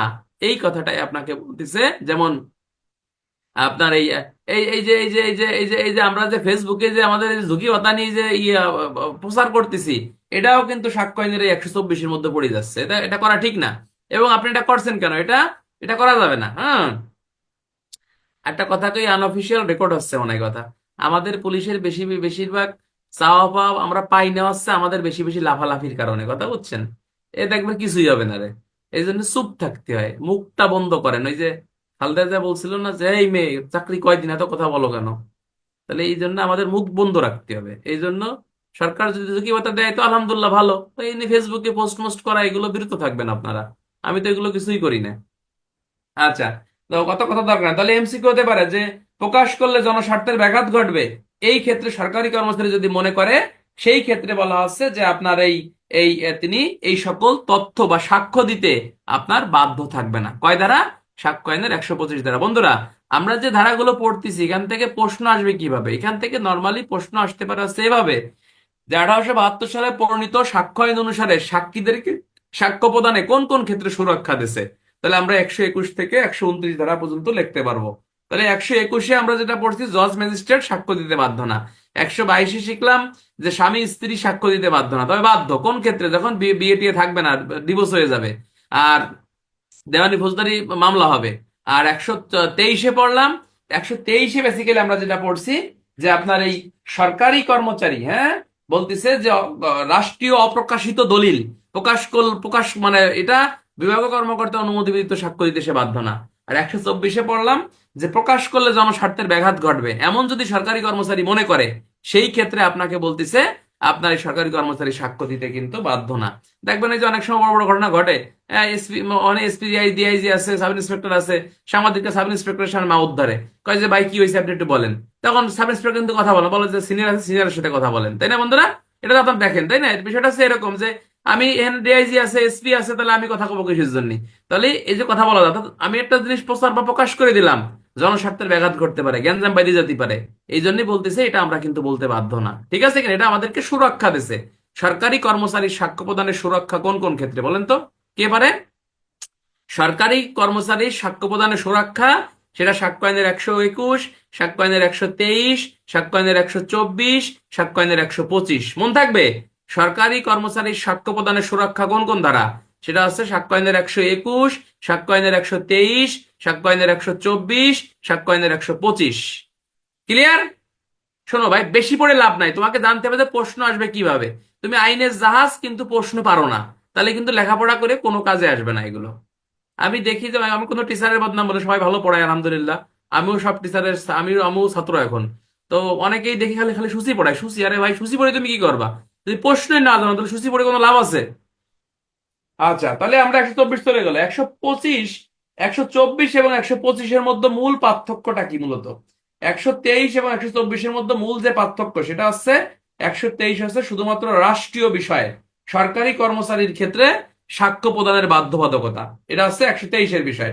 আর 124-এ যে বিষয়টা বলতেছে সেটা হচ্ছে সরকারি কর্মচারীর মানে গোপনীয় সংশ্লিষ্টতার বিষয়। এটা হলো 123 এবং 124। 123 হচ্ছে রাষ্ট্রীয় বিষয়, কিন্তু 124-এ কোনো রাষ্ট্রীয় বিষয় না, সেটা সরকারি কর্মচারীর গোপনীয়তা বিষয় সংশ্লিষ্ট বিষয়ের কথা এইখানে আপনাকে বলছে। এগুলো আসবে না পরীক্ষায়। আমরা একটু সরাসরি চলে যাব সাক্ষ্য আইনের আপনার এই এই এই এই এই এই এই 124 ধারায় যে বিষয়টা আপনাকে বলতেছে যে কোন কোন ক্ষেত্রে সরকারি কর্মচারীর জনস্বার্থের ব্যাঘাত ঘটতে পারে এমন বিষয় সম্পর্কে সাক্ষ্য দিতে বাধ্য না। এই সাইফুল, তোমার কাছে ভাষ্য আছে না? দয়া করে 123 এবং 124-এর ছবি তুলে একটু গ্রুপে দিয়ে দিও ভাই, তাহলে ইনশাল্লাহ আমাদের সবার উপকার হবে, সবাই একটু পড়বেন। 124-ও দেখেন কয়েকটা পয়েন্ট আছে যে নিম্নলিখিত ক্ষেত্রে একজন সরকারি কর্মচারী জনস্বার্থের ব্যাঘাত ঘটবে যদি মনে করে, সেক্ষেত্রে সে সাক্ষ্য দিতে বাধ্য না। 1 নম্বরে বলতেছে দেখেন যে কোনো পুলিশ কর্মকর্তা কোনো ব্যক্তিকে গ্রেপ্তার করিবার যে আদেশ দেন, হ্যাঁ, সেই ক্ষেত্রে কিন্তু আপনার সেক্ষেত্রে সাক্ষ্য দিতে বাধ্য না। কিরকম? মনে করেন যে আমার ওসি আমাকে গ্রেপ্তার করতে বলছে, তাহলে কেন গ্রেপ্তার করতে বলছে, কি জন্য গ্রেপ্তার করতে বলছে, এটা আমি বলতে কিন্তু বাধ্য না। জাস্ট ওসি গ্রেপ্তার করতে বলছে, আমি তারা গ্রেপ্তার করতে নিয়ে যাচ্ছি এই অপরাধের জন্য, কিন্তু আমি এ বিষয়ে অন্য কোথাও সাক্ষ্য দিতে কিন্তু বাধ্য না। 2 নম্বরে দেখেন যে ফৌজদারি কার্যবিধির বিধান মতে পুলিশ কর্মকর্তা তদন্তকালে সাক্ষী যে বিবৃতি প্রদান করে, অর্থাৎ সাক্ষ্য আইনের কার্যবিধির 160, 161-তে পুলিশের নিকট যে সাক্ষ্যটা একজন পাবলিক দেয়, তাহলে সে কেন সাক্ষ্য পুলিশের কাছে এটা দিল এই সম্পর্কে পুলিশ কিন্তু সাক্ষ্য দিতে বাধ্য না। 3 নম্বরে দেখেন যে পুলিশ তদন্তকালে আবগারি পরিদর্শক পুলিশের প্রশ্নের উত্তরে যে চিঠি লেখছে, অর্থাৎ আমি পুলিশ অফিসার তদন্ত করতেছে, আবগারি অফিসারের কাছে একটা জিনিস জানতে চাইছি, তাহলে আবগারি অফিসার আমাকে কি জানাইছে আমার প্রশ্নের উত্তরের ভিত্তিতে, আমার পত্রের উত্তর চিঠিতে, আমি এই সম্পর্কে কাউকে সাক্ষ্য দিতে বাধ্য না। 3 নম্বর হচ্ছে দুর্ঘটনার রেজিস্টার। দুর্ঘটনার রেজিস্টার মানে কি? মনে করেন আমার থানায় কতগুলো দুর্ঘটনা ঘটছে বা কিভাবে দুর্ঘটনাগুলো ঘটছে এই সম্পর্কে আমার মানে মানে যদি জনস্বার্থের ব্যাঘাত ঘটে, যদি প্রকাশ করলে যে এই মাসে শ্রীপুর থানায় 50টা মানে গাড়ি অ্যাক্সিডেন্ট হয়েছে, আমি কিন্তু এ সম্পর্কে সাক্ষ্য দিতে বাধ্য না, আমি কিন্তু এটা বলবো না। যদি আমি মনে করি যে এতগুলো অ্যাক্সিডেন্ট শ্রীপুর থানায় হয়েছে তাহলে তো সমস্যা, এজন্য আমি কিন্তু এ সম্পর্কে সাক্ষ্য দিতে বাধ্য না। তারপরে দেখেন যে কোন পুলিশ সাক্ষীর বিবরণ, অর্থাৎ বলতেছে যে একজন ব্যক্তি পুলিশের নিকট সাক্ষী দিয়েছে, তাহলে কোন ব্যক্তি পুলিশের নিকট সাক্ষী দিয়েছে এই সম্পর্ক আমি কিন্তু সাক্ষ্য দিতে বাধ্য না। এরপরে বলতেছে যে কোন নিম্ন কর্মকর্তা ঊর্ধ্বতন কর্মকর্তার কাছে কোন আসামিকে সন্দেহবশত গ্রেপ্তার করিবার বিবরণ, অর্থাৎ কোন নিম্ন কর্মকর্তা যদি বলতেছে যে ঊর্ধ্বতন কর্মকর্তার কাছে কোন আসামিকে সন্দেহ করার বিবরণ, এই সম্পর্ক সাক্ষ্য দিতে কিন্তু বাধ্য না। এগুলো অদ্যবধি আমি তো অনেক প্রশ্ন আলহামদুলিল্লাহ দেখছি, কিন্তু এরকম প্রশ্ন কোনদিন আসে নাই। জাস্ট একটু মনে রাখবেন যে এগুলো ভাষ্যতে দেওয়া আছে, যদি আসে প্রশ্ন সবার জন্য কঠিন হবে। জাস্ট একটু মনে রাখবেন, এগুলো পরীক্ষা আসবে না, ঠিক আছে? আচ্ছা, সাক্ষ্য আইনের 125 ধারাটা আমরা একটু দেখি। বলতেছে অপরাধ সংগঠন সম্পর্কে সংবাদ। এই যে যে আমরা বিভিন্ন ধারার ক্ষেত্রে ব্যবহার করি যে সোর্স নিয়োগ, এই সোর্স নিয়োগ সাক্ষ্য আইনের 125 পিআরবি কত, ওই যে কত জন, 300 কত জন ভাই ভুলে গেছি। সাক্ষ্য আইনের 125 পিআরবি হচ্ছে আপনার 293, 341, হ্যাঁ, 293, 341, অর্থাৎ এই সাক্ষ্য আইনের 125-এ নর্মালি আপনাকে বলতেছে যে ম্যাজিস্ট্রেট বা পুলিশ অফিসারগণকে অপরাধ সংগঠিত হবার সংবাদ কোথা থেকে পাইছে তাহা বলতে বাধ্য করা যাবে না। যেমন আমার যদি কেউ ফোন দেয় যে স্যার বরিশাল এলাকায় আসেন, এখান তো জুয়া খেলা হচ্ছে, তাহলে আমি জুয়া আলাদা ধরে ফেলাইছি, তাহলে কে ব্যক্তি জুয়া খেলার সংবাদ দেছে আমি কিন্তু কাউকে বলতে কিন্তু বাধ্য না। অর্থাৎ সোর্স বা গুপ্তচরদের সংবাদ আমি কারো কাছে বলতে কিন্তু বাধ্য না, এবং আমাকে এ সম্পর্কে সাক্ষ্য দিতে বাধ্য করা যাবে না। এটা শুধু পুলিশের ক্ষেত্রেই 125 ধারা প্রযোজ্য না, এটা ম্যাজিস্ট্রেটের ক্ষেত্রেও কিন্তু প্রযোজ্য। অর্থাৎ যে আপনারা জানেন যে কার্যবিধি আইনের 190 ধারা মোতাবেক ম্যাজিস্ট্রেট কিন্তু 3 ভাবে অপরাধ আমলে নিতে পারে। তাহলে একজন ব্যক্তি যে কলো যে স্যার অমক গ্রামে অমক অমকের কিন্তু দাঙ্গা হওয়ার সম্ভাবনা আছে, বা অমক অমকের কিন্তু খুন করছে, তাহলে কে এই সংবাদটি ম্যাজিস্ট্রেটের কাছে দিল, ম্যাজিস্ট্রেট কিন্তু এই কথা বলতে কিন্তু বাধ্য না। ম্যাজিস্ট্রেট যে কোনো ভাবে জানতে পারে, তার সোর্সের মাধ্যমে জানতে পারে, পুলিশের মাধ্যমে জানতে পারে, বা বাদী নিজে যাই আদালতে যে মামলা করতে পারে। কথা বুঝছেন? এই কথাটাই সাক্ষ্য আইনের 125 ধারা। তাহলে রিটেনে প্রশ্ন আসতে পারে, সাক্ষ্য আইনের 125 ধারায় কয় শ্রেণীর ব্যক্তির কথা বলছে? দুই শ্রেণীর ব্যক্তি। কে কে? ম্যাজিস্ট্রেট এবং পুলিশ। কিসের কথা বলতিছে? যে অপরাধের সংবাদ, এমসিকিউ, অপরাধের সংবাদ কোন কোন ব্যক্তির কাছ থেকে পাইছে এটা বলতে কিন্তু বাধ্য না। ও সরি, এখানে মোট তিন শ্রেণীর ব্যক্তির কথা বলছে। একটা আছে ম্যাজিস্ট্রেট, পুলিশ অফিসার এবং রাজস্ব কর্মকর্তা বা রাজস্ব অফিসারের কথা বলতেছে। অর্থাৎ আপনি যে ভ্যাট ট্যাক্স ফাঁকি দিচ্ছেন, আপনি যে কেন কিভাবে ফাঁকি দিচ্ছেন বা কেন ফাঁকি দিচ্ছেন, এই সংক্রান্ত তথ্যগুলো কি আপনি কিন্তু বলতে বাধ্য নয় আকারে না। এটা সাক্ষ্য আইনের 125 টা। তো রিটেনে একটা প্রশ্ন আসতে পারে যে ফৌজদারি সাক্ষ্য আইন অনুসারে আপনার কোন কোন ব্যক্তি আপনার অপরাধের সংবাদ সম্পর্কে তথ্য দিতে বাধ্য না, এই ক্ষেত্রে সাক্ষ্য প্রদানের সুরক্ষা দিতে ব্যাখ্যা করো। তাহলে 125 ধারায় কে কে? পুলিশ, ম্যাজিস্ট্রেট এবং রাজস্ব অফিসার, তারা অপরাধের সংবাদ কোথা থেকে পেয়েছে এই সংক্রান্ত তাদেরকে সাক্ষ্য দিতে বাধ্য করা যাবে না। এটা আশা করি আপনারা বুঝছেন। ব্যাখ্যায় বলতেছে যে এই ধারায় রাজস্ব অফিসার বলতে হ্যাঁ সরকারি রাজস্ব বিষয়ে তৎসংক্রান্ত ব্যাপারে ব্যাপারে কর্মচারীকে আপনার, অর্থাৎ এনবিআর এর যে কর্মকর্তা, এখানে একেই বেসিক্যালি রাজস্ব কর্মকর্তা হিসেবেই ব্যাখ্যা করছে। তো রিটেনে আর একটা প্রশ্ন আসতে পারে, ম্যাজিস্ট্রেট বা পুলিশকে সাক্ষ্য প্রদানের সুরক্ষা কি ব্যাখ্যা করো। তখন এই 125 ধারায় এটা আপনার পদোন্নতি পরীক্ষা আসতে পারে। 126 ধারা চলে যাবো আমরা। 126 ধারায় বলতেছে পেশা সম্পর্কিত বার্তা। এটা আমরা সাক্ষ্য স্ক্যান থাকবে, স্ক্যান থাকে। আজকে আমরা পেআরবি পড়ি। পেআরবি, তাহলে বন্ধুরা আজকে আমরা পেআরবি পড়বো। ক্লাস থেকে বের হবেন না, পেআরবি পড়বো বন্ধুরা। পেআরবিটা গুরুত্বপূর্ণ। পেআরবিটা শোনেন, পেআরবি 1290 পেআরবি আছে, একটু পড়বো, কথা বলেন না। আজকে আমরা সাক্ষ্য আইনে বিশেষ করে 118 থেকে 125 পর্যন্ত দেখলাম। এই ধারাগুলো অত্যন্ত গুরুত্বপূর্ণ। আমি একটা লিস্ট করছি কি কি প্রশ্ন এখান থেকে আসতে পারে, শোনেন ভাই, শুনলে মন থাকবে। প্রশ্ন আসবে যোগ্য সাক্ষী বলতে কি বোঝায়, 118, 119, 120, 133, এগুলো যোগ্য সাক্ষী। প্রশ্ন আসতে পারে বোবা সাক্ষী কখন কিভাবে প্রাসঙ্গিক, একটাই ধারা, সেটা হচ্ছে সাক্ষ্য আইনের 119 ধারা।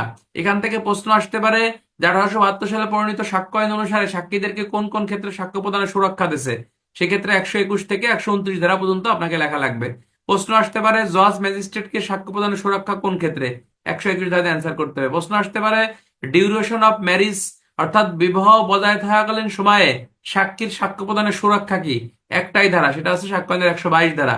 প্রশ্ন আসতে পারে যে প্রকাশ করলে জনস্বার্থের ব্যাঘাত ঘটবে এমন কোন ক্ষেত্রে সাক্ষীকে সাক্ষ্য প্রদানে বাধ্য করা যাবে না, একটাই ধারা, সেটা হচ্ছে সাক্ষ্য আইনের 124 ধারা। ঠিক আছে কিনা?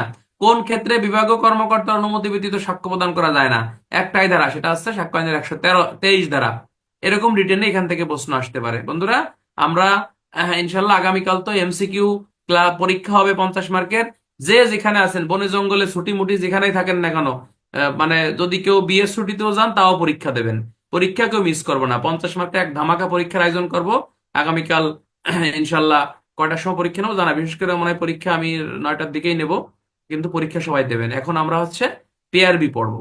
হ্যাঁ সাইফুল, পেআরবিটা একটু বের করো, পেআরবিটা আমরা একটু পড়ি। আউযু বিল্লাহি মিনাশ শাইতানির রাজিম, বিসমিল্লাহির রহমানির রহিম।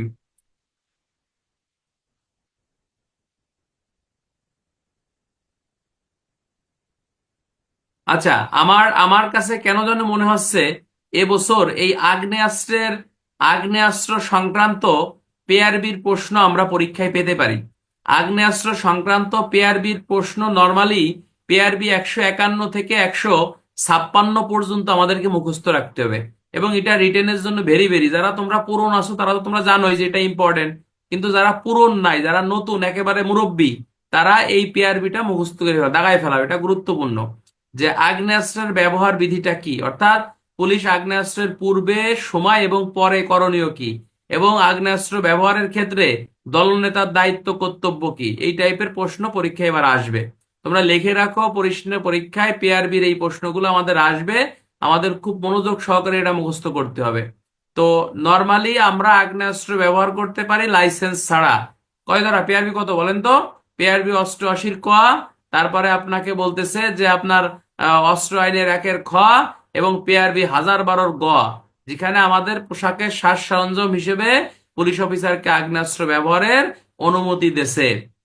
তো আগ্নেয়াস্ত্র ব্যবহারের ক্ষেত্রে নর্মালি আমাদের করণীয় বর্জনীয় বা আগে পরে সময় করণীয় কি, সেই ক্ষেত্রে পিআরবি 152 থেকে 156 বিধি আমাদেরকে মোটামুটি ভাষা ভাষা মুখস্থ রাখতে হবে। কেননা আপনি পুলিশের চাকরি করেন, আগ্নেয়াস্ত্রের ব্যবহার বিধি আপনি জানেন না, তাহলে কিন্তু হইলো না। পুলিশ কি আগ্নেয়াস্ত্র ব্যবহার করতে পারে? আগ্নেয়াস্ত্র ব্যবহার ক্ষেত্রে পুলিশের লাইসেন্সের প্রয়োজন আছে কি? না, লাইসেন্সের প্রয়োজন নাই। ধারা কি? পিআরবি 88 ক, পিআরবি 1012 গ এবং অস্ত্র আইনের 1 খ। ঠিক আছে কিনা? তবে আগ্নেয়াস্ত্র ব্যবহারের ক্ষেত্রে উপস্থিত ম্যাজিস্ট্রেটের দায়িত্ব কর্তব্য কি? এটা হচ্ছে একটাই পিআরবি, সেটা হচ্ছে পিআরবি 151 বিধি। পিআরবি 100, এটা মুখস্থ রাখবা, রিটেনে প্রশ্ন আসে যে আগ্নেয়াস্ত্র ব্যবহার, আগ্নেয়াস্ত্র, এই উল্টো পাল্টা কমেন্ট করে, ঈদের ছুটি কবে? ঈদের ছুটি নাই। পিআরবি 151 পড়ানোর সময় কোনো কমেন্ট করবেন না প্লিজ ভাই।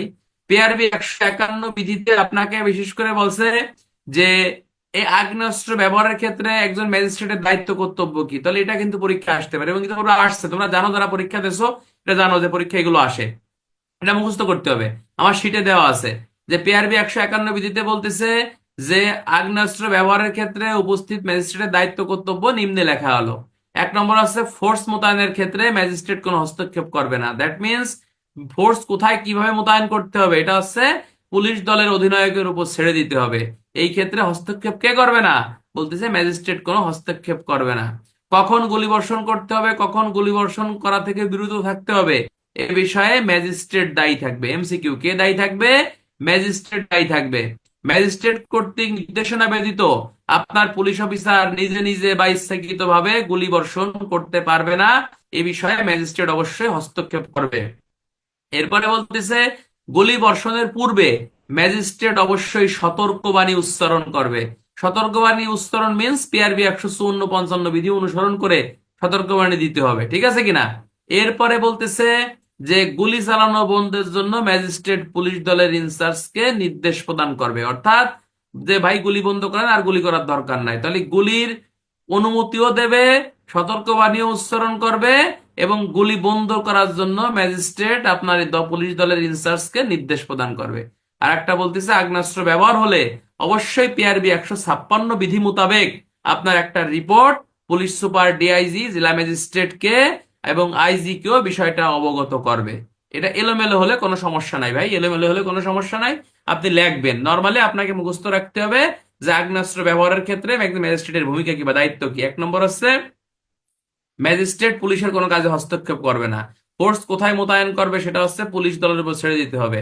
আগ্নেয়াস্ত্র ব্যবহারের পূর্বে ম্যাজিস্ট্রেট সতর্কবাণী উচ্চারণ করবে, পুলিশ অফিসারকে আগ্নেয়াস্ত্র ব্যবহার করার জন্য অনুমতি দেবে। এরপর হচ্ছে আপনার আগ্নেয়াস্ত্রের প্রয়োজনের অতিরিক্ত যেন ক্ষতি সাধন না হয় সেদিকে পুলিশ অফিসারকে নির্দেশ প্রদান করবে। এরপর হচ্ছে গুলি চালানোর পূর্বে অবশ্যই সতর্কবাণী উচ্চারণ করবে, গুলি চালানোর বন্ধের নির্দেশ দেবে প্রয়োজন শেষ হয়ে গেলি। এরপরে আগ্নেয়াস্ত্র ব্যবহার হয়ে গেলে পিআরবি 156 বিধি মোতাবেক কি করবে? আপনার এই একটা রিপোর্ট বা প্রতিবেদন জেলা ম্যাজিস্ট্রেট এসপি কে বিষয়টা অবগত করবে। ঠিক আছে?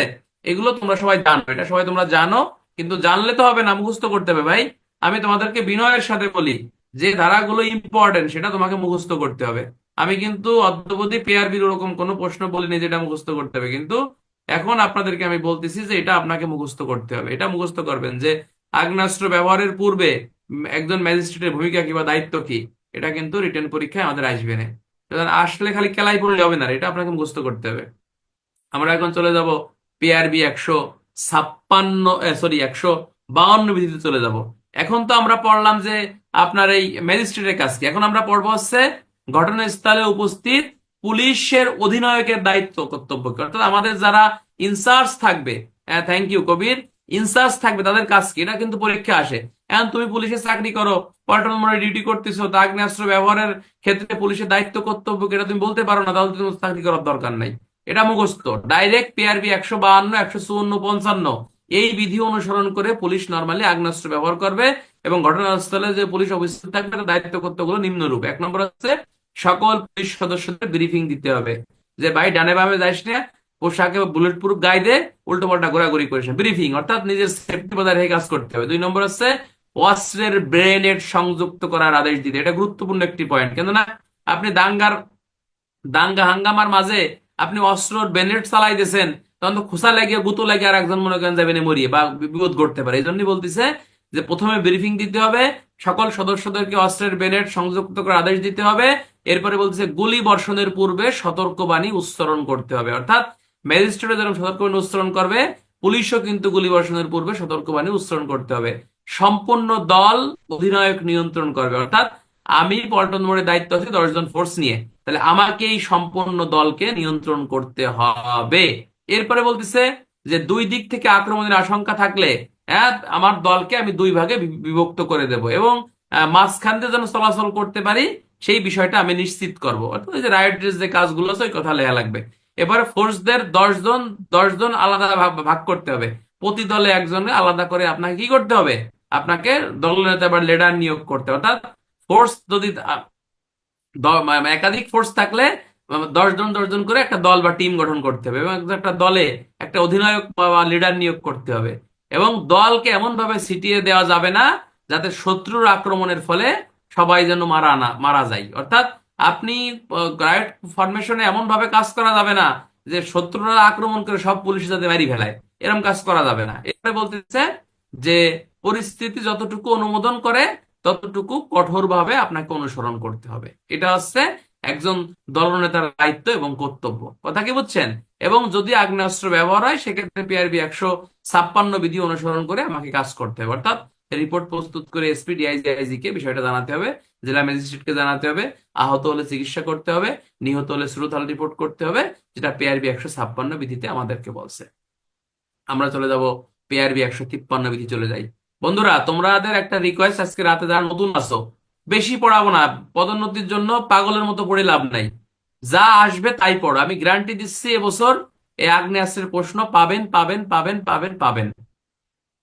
অনেকে ক্যালকুলায় হাসতেছেন যে স্যার এত আগে কিভাবে বলে, আমি বলতেছি প্রশ্ন আসবে, দেখবেন এই আগ্নেয়াস্ত্রের প্রশ্ন এবছর গুলি মিস যাবে, কিন্তু আগ্নেয়াস্ত্রের প্রশ্ন কোনো মিস নাই। একেবারে প্রশ্ন আউট করে দিলাম। হয়তো এএসআই আমরাও পাবো, আমাদের না আসার সম্ভাবনা কম, তবে কনস্টেবল যারা পরীক্ষা দেবেন তাদের জন্য একেবারে 100% আগ্নেয়াস্ত্রের প্রশ্ন প্রশ্ন মনে করেন আসে গেছে, খালি লিখবেন যাইয়ে। হাসতেছেন তাই না? প্রশ্ন আসে গেছে, খালি যাই লিখবেন এই প্রশ্ন। এখন চলে যাবো পারবি 154, 154 এবং 155। এখানে বলতেছে যে আগ্নেয়াস্ত্রের ব্যবহার সংক্রান্ত বিধি কি। আগ্নেয়াস্ত্র ব্যবহার সংক্রান্ত বিধিটা হচ্ছে যে সতর্কবাণী উচ্চারণ করতে হবে, গুলি নির্দিষ্ট লক্ষ্যে চালাতে হবে। এগুলো পয়েন্ট পয়েন্ট আকারে লিখবেন, বড় ধরনের ক্ষতি করা যাবে না, কম ক্ষতি করে যাতে উদ্দেশ্য সাধন হয় সেই কার্যক্রম চালাতে হবে। আর 155 বিধিতে বলতেছে যে আপনার এই 155 বিধিতে বলতেছে যে আপনার এই ম্যাজিস্ট্রেটের নির্দেশ বিরুদ্ধে গুলি চালানো যাবে না, তবে যেই ক্ষেত্রে ম্যাজিস্ট্রেট থাকবে না সেই ক্ষেত্রে পুলিশ নিজের বিবেচনা করে গুলি চালাতে পারবে। আচ্ছা, 153টা ভুলে গেছে, 153টা বলতে হবে, 153টায় পরীক্ষা আসবে। 153 মূলত পরীক্ষা আসবে, আর বাকি ধারাগুলো সাপোর্টিং। 153 হলো মূলত পরীক্ষা আসবে, ঠিক আছে? 153 ওই যে খ গ ঘ, এটা হলো পরীক্ষা আসবে, আর বাকি ওই যে 151 52 এগুলো সাপোর্টিং ধারা, এগুলো লিখতে হবে। 153তে আমরা যে আগ্নেয়াস্ত্র ব্যবহার করতে পারি, রিটেনে প্রশ্ন আসতে পারে যে পুলিশ অফিসার কোন কোন ক্ষেত্রে আগ্নেয়াস্ত্র ব্যবহার করতে পারে, তাই আমরা লিখবো পুলিশ অফিসার সাধারণত আগ্নেয়াস্ত্র ব্যবহার করতে পারে না, তবে প্রয়োজনে, বিশেষ প্রয়োজনে পুলিশকে নিম্নলিখিত 3টি ক্ষেত্রে আগ্নেয়াস্ত্র ব্যবহারের অনুমতি দেওয়া হয়েছে। একটা হচ্ছে আত্মরক্ষার্থে। আত্মরক্ষার্থে মিন্স ওই 96 থেকে 106 ধারা মোতাবেক নিজের জানমাল, অপরের জানমাল এবং সরকারি সম্পত্তি রক্ষার্থে মারাত্মক আক্রমণের বিরুদ্ধে পুলিশ আগ্নেয়াস্ত্র ব্যবহার করতে পারবে। এক্ষেত্রে পুলিশের এটা কিন্তু কোনো কি হবে না, কোনো অপরাধ হিসেবে গণ্য হবে না। পিআরবি কি দেবো? পিআরবি 153 খ, পেনাল কোডে 96 থেকে 106 লিখে দেবো, উত্তর শেষ। বেআইনি সমাজ ছত্রভঙ্গ করার ক্ষেত্রে, অর্থাৎ একটা বেআইনি সমাবেশ মৌখিকভাবে ছত্রভঙ্গের নির্দেশ দিয়ে যদি ছত্রভঙ্গ না হয় সেই ক্ষেত্রে বল প্রয়োগ করে ছত্রভঙ্গ করতে পারবে, এমনকি বেআইনি সমাজ ছত্রভঙ্গ করার জন্য আগ্নেয়াস্ত্র ব্যবহার করতে পারবে। এটা হচ্ছে পিআরবি 153 গ, এবং কার্যবিধি আইনের 127 128, এবং সাথে আমরা আর একটা পিআরবি দেবো, পিআরবি 143 বিধি আমরা এটা দেবো। এটা অত্যন্ত গুরুত্বপূর্ণ। আচ্ছা, পিআরবি 153 বিধি দেবো, এটা অত্যন্ত গুরুত্বপূর্ণ। আচ্ছা, এর পরবর্তীতে যাবে যে কতিপয় গ্রেপ্তার কার্যকর করার ক্ষেত্রে, দ্যাট মিনস এখানে বলতেছে যে আপনার ওই যে কার্যবিধি আইনের 46-এর ঘ আছে না, যে আপনার মৃত্যুদণ্ড বা যাবজ্জীবন দণ্ডপ্রাপ্তি আসামি গ্রেপ্তার করার সময় যদি বাধা প্রদান করে বা পলায়নের চেষ্টা করে সেই ক্ষেত্রে, এবং যদি মানে আক্রমণ করে যা প্রতিহত না করলে মৃত্যু অনিবার্য, সেই ক্ষেত্রে আপনি আগ্নেয়াস্ত্র ব্যবহার করে আপনি কি করতে পারবেন, আপনি ওই গ্রেপ্তার কার্যকর করতে পারবেন। তবে একটা জিনিস মনে রাখবো আমরা, যে সকল গ্রেপ্তার করার ক্ষেত্রে আগ্নেয়াস্ত্র ব্যবহার করা কিন্তু যাবে না। যেমন আমি চুরি মামলার আসামি গ্রেপ্তার করতে গেছি, আগ্নেয়াস্ত্র ব্যবহার করা যাবে না? যাবে না। আগ্নেয়াস্ত্র ব্যবহার করার ক্ষেত্রে গ্রেপ্তারের দুটি শর্ত, একটা হচ্ছে আপনি এমন আসামি ধরতে গেছেন যে মৃত্যুদণ্ডপ্রাপ্ত আসামি, আর একটা হচ্ছে যে যাবজ্জীবন দণ্ডপ্রাপ্ত আসামি। কথা কি বুঝতে পারতেছেন কিনা? অর্থাৎ কার্যবিধি 46(3) দেখবেন, 3-এ লেখা আছে ওইটা। তাহলে এই আসামি গ্রেপ্তার করার খেলে আপনার যদি আক্রমণ করে বা বাধা দেয়, সেই ক্ষেত্রে আপনি আগ্নেয়াস্ত্র ব্যবহার করে আপনি গ্রেপ্তার কার্যকর করতে পারবেন। তো রিটেনে যে প্রশ্নটা আসবে সেটা হচ্ছে যে আপনার ওই আগ্নেয়াস্ত্র ব্যবহারের ক্ষেত্রগুলো লেখো। তাহলে ক্ষেত্র হচ্ছে এই 3টা। হ্যাঁ, একটা হচ্ছে আত্মরক্ষার ক্ষেত্রে, বেআইনিভাবে ছত্রভঙ্গ করার ক্ষেত্রে, আর একটা হচ্ছে কতিপয় গ্রেপ্তার কার্যকর করার ক্ষেত্রে। আর দুটো লেখা যায়, যেমন পিআরবি যে 695, 703 বিধি মোতাবেক সরকারি এসকর্ট দায়িত্ব পালনকালে সম্পত্তির প্রতি আক্রমণ আসলে, ওটা তো ওই যে মূলত 96 থেকে 106-এর মধ্যে চলে যায়। তারপরে না আলাদা পয়েন্ট দিতে পারেন, সমস্যা নেই। এটা গুরুত্ব, এটা মুখস্থ রাখতে হবে, ঠিক আছে? কি আবেগ কিসের, বুঝলাম না, কিসের আবেগ ভাই, কি কমেন্ট করেন? আচ্ছা, 156 বিধিটা, এটা গুরুত্বপূর্ণ, এটা আমাদের ডাইরেক্ট মুখস্থ করতে হবে। সেটা হচ্ছে যে আগ্নেয়াস্ত্র ব্যবহার করার ক্ষেত্রে পুলিশের করণীয় কি। হ্যাঁ, পুলিশের করণীয় কি সেটা গুরুত্বপূর্ণ। প্রশ্ন পান নাকি স্যার? এ ধরনের কমেন্ট করতেছে, প্রশ্ন আমি পাবো কিভাবে ভাই? আপনি যদি আমার মতন 3-4 বছর পড়াতেন, আপনি নিজেই বুঝতেন যে কোন প্রশ্ন আসবে, ঠিক আছে কিনা? বই নিয়ে আপনি থিসিস করেন, নড়াচড়া করেন, দেখবেন আপনি নিজেই বুঝবেন প্রশ্ন কোনটা আসবে। অদ্যাবধি যে 3-4 বছর পড়াচ্ছি, যেগুলো বলতেছি যে আসবে আসবে, সেগুলো কি আসে না? আসে কিনা?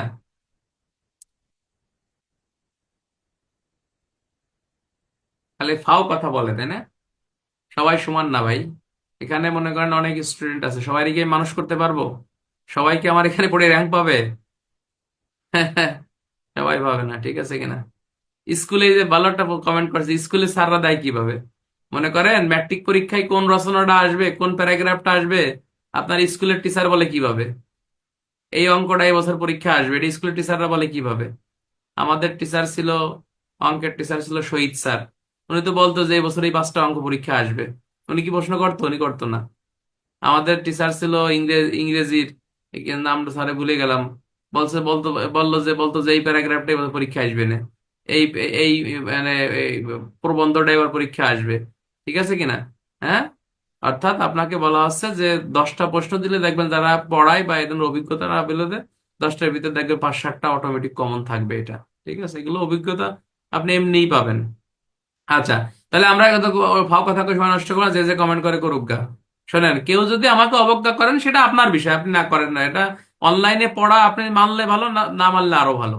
আপনাকে বলতেছি আপনি পড়েন, এটা আসবে, তার মানে আমি বলছি এটা আসবে, কিন্তু পড়বেন না, এটা দেখবেন পরীক্ষা হলে যে আপনি কানবেন। আচ্ছা, 156 বিধি আপনাকে ডাইরেক্ট মুখস্থ করতে হবে, ঠিক আছে?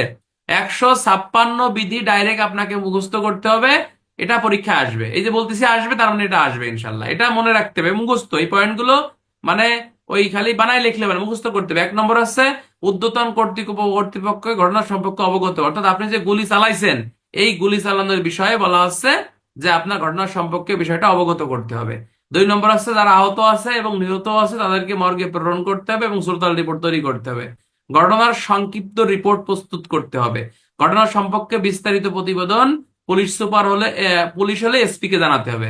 আর যদি জেলা ম্যাজিস্ট্রেট হয়, সেক্ষেত্রে পুলিশ সুপার, পুলিশ কমিশনার এবং সেক্রেটারিকে বিষয়টা অবগত করতে হবে। আর পুলিশ সুপার, রেঞ্জ ডিআইজি এবং পুলিশ কমিশনারের মাধ্যমে আইজি কে বিষয়টা অবগত করবে, ঠিক আছে কিনা?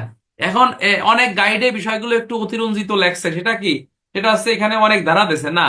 আগ্নেয়াস্ত্র ব্যবহারের পর পুলিশের করণীয় কি, এখানে মাত্র 2-3টা ধারা দেবেন। একটা হচ্ছে পিআরবি 156 দেবেন, পিআরবি 120 দেবেন, এবং পুলিশ আইনের 23 ধারা দেবেন। বেশি ধারা দিলে সমস্যা, এই জন্যই এই 3টে ধারা লাগবেন। যে প্রশ্ন যদি আসে যে পুলিশ কোন কোন ক্ষেত্রে আগ্নেয়াস্ত্র ব্যবহার করতে পারে, তাহলে আমরা লিখবো পিআরবি 153 খ, পিআরবি 153 গ, পিআরবি 153 ঘ, এই 3টে ক্ষেত্রে ব্যবহার করতে পারে।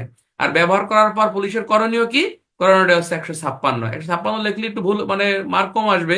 একটু আর একটু ধারা বেশি দেবো, সেটা হচ্ছে যেহেতু পুলিশ আইনের 23 ধারা দেবো। হ্যাঁ, পুলিশ আইনের 23 ধারাটা আমরা দেবো।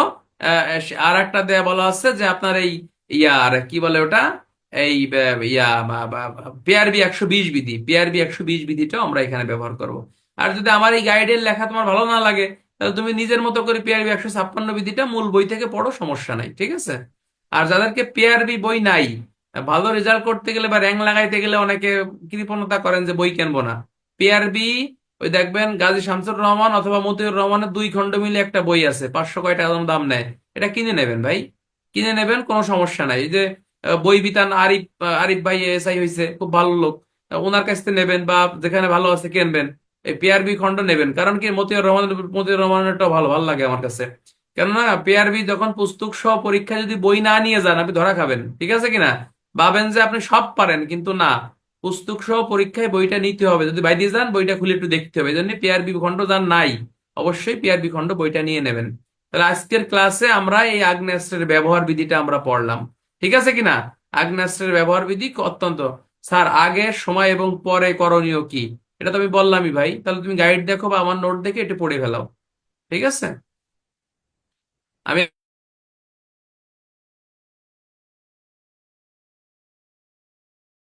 টেস্ট পরীক্ষা আছে, সবাই থাকবেন ক্লাসে। বা প্রাইভেট পড়ার এটাই উপকার, এটা আপনি বুঝবেন উপকার হচ্ছে কিনা, এটা আপনি অটোমেটিক বুঝবেন।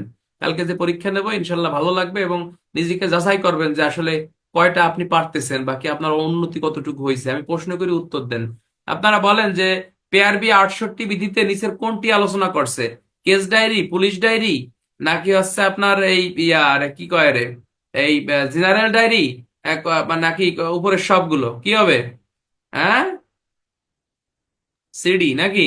আচ্ছা বলেন তো যে একজন চৌকিদার কোন অপরাধের সংবাদ কত মাইলের মধ্য পাইলে সেটা সরাসরি থানায় যে জানাবে? 5 মাইল, 3 মাইল, 2 মাইল, 1 মাইল? 5 মাইলের মধ্যে, থ্যাংক ইউ। আমাকে একটু বলেন যে হইচই বিজ্ঞপ্তিতে আপনার এই ইসের পাওয়ার পরে জেনারেল ডায়েরিতে কোন কালিতে লিখতে হয় বলেন তো? লাল কালি, থ্যাংক ইউ। আচ্ছা, রিসিভ ডিসপ্যাচ রেজিস্টার থানার কোন সেরেস্তায় রক্ষণাবেক্ষণ করা হয়? রিসিভ ডিসপ্যাচ রেজিস্টার জুনিয়র সেরেস্তা, হ্যাঁ জুনিয়র সেরেস্তায় করা হয়। রিসিভ ডিসপ্যাচ রেজিস্টারে কয়টি অংশ থাকে ভাই? 1 2 3 4 5, কয়টি অংশ থাকে? 5টি অংশ, 5টা লাগবেন, 5টা অংশ থাকে, হ্যাঁ। আচ্ছা, এগুলো তো পড়াইনি, এমনি প্রশ্ন করা আমার ভুল হয়ে যাচ্ছে, এগুলো করা ঠিক না। যেটা পড়াইছি এটি জিজ্ঞেস করি। আচ্ছা, আমাকে একটু বলেন যে এই এটি তোমাদের পড়া, এটি মনে রাখবেন যে এই সভা সমাবেশের লাইসেন্সের কপি কয় কপি হয়? 2 copy, 3 copy, 4 copy, 5 copy? 3 copy, এটা মনে রাখবেন, 3 কপি হয়। ঠিক আছে? আচ্ছা, আমাকে একটু বলেন যে একজন ব্যক্তি কত বছর যাবত জীবিত থাকলে ওই ব্যক্তি জীবিত আছে বলে ধরা হবে সাক্ষ্য আইন অনুসারে? 30 বছর। একজন ব্যক্তি কত বছর যাবত খোঁজ খবর না থাকলে ওই ব্যক্তি মরে গেছে বলে আদালত মনে করবে? কত বছর? 7 বছর, থ্যাংক ইউ। আমাকে একটু বলেন যে সাক্ষ্য আইন অনুসারে কোনো ব্যক্তি লিখিতভাবে সাক্ষ্য দিলে সেই ব্যক্তি, সেই সাক্ষ্য কি সাক্ষ্য? মৌখিক সাক্ষ্য, লিখিত সাক্ষ্য, কোনোটিই না? হ্যাঁ, হ্যাঁ, এটা হচ্ছে মৌখিক সাক্ষ্য হিসেবে গণ্য হবে। এবারে বলেন সাক্ষ্যের 63 ধারা মোতাবেক কয় শ্রেণীর সাক্ষ্য মাধ্যমিক সাক্ষ্য? 5 শ্রেণী, 3 শ্রেণী, 4 শ্রেণী? হ্যাঁ, 5 শ্রেণী। সাক্ষ্য আইনের 66 ধারা মোতাবেক কয়টি ক্ষেত্রে আদালত দলিল দাখিল করার জন্য সমন দিতে বাধ্য না? 6 5 3 1, কয়টি? 6টি, থ্যাংক ইউ। আচ্ছা, অনলাইন জিডি এটা কি সাক্ষ্য? ডিজিটাল রেকর্ড, প্রত্যক্ষ সাক্ষ্য, মৌখিক সাক্ষ্য, কোনোটি না? হ্যাঁ, ডিজিটাল রেকর্ড, থ্যাংক ইউ। এরপর আমাকে একটু বলেন যে যে বিষয়টি সরাসরি বিচার্য নয় কিন্তু বিচার্য বিষয় সম্পর্কে সিদ্ধান্ত উপনীত হতে সহায়তা করে তাকে কি বলা হয়? তাকে প্রাসঙ্গিক বিষয় বলা হয়, বিচার্য বিষয় বলা হয়, ক খ কোনোটি না? তাকে প্রাসঙ্গিক বিষয় বলা হয়, থ্যাংক ইউ। আমাকে একটু বলেন তো যে সাক্ষ্য আইন অনুসারে মদ্যপ অবস্থা স্বীকারোক্তি দিলে তার গ্রহণযোগ্যতা কি? প্রাসঙ্গিক, অপ্রাসঙ্গিক, ক খ কোনোটি না? হ্যাঁ, প্রাসঙ্গিক, থ্যাংক ইউ। আচ্ছা, সাক্ষ্য আইনের 30 ধারা মোতাবেক কতজন আসামির একত্রে বিচার করাকালে একজন অপর আসামিকে দোষারোপ করে স্বীকারোক্তি দিলে তা প্রাসঙ্গিক? একাধিক আসামির, একজন আসামির, আইনে কোনো বিধান নেই, কোনোটিই না? একাধিক আসামির, ঠিক আছে কিনা? আচ্ছা, বিশেষ অবস্থায় দেয়া বিধি আদালতে প্রাসঙ্গিক সাক্ষ্য আইনের কোন ধারা আলোচ্য বিষয়?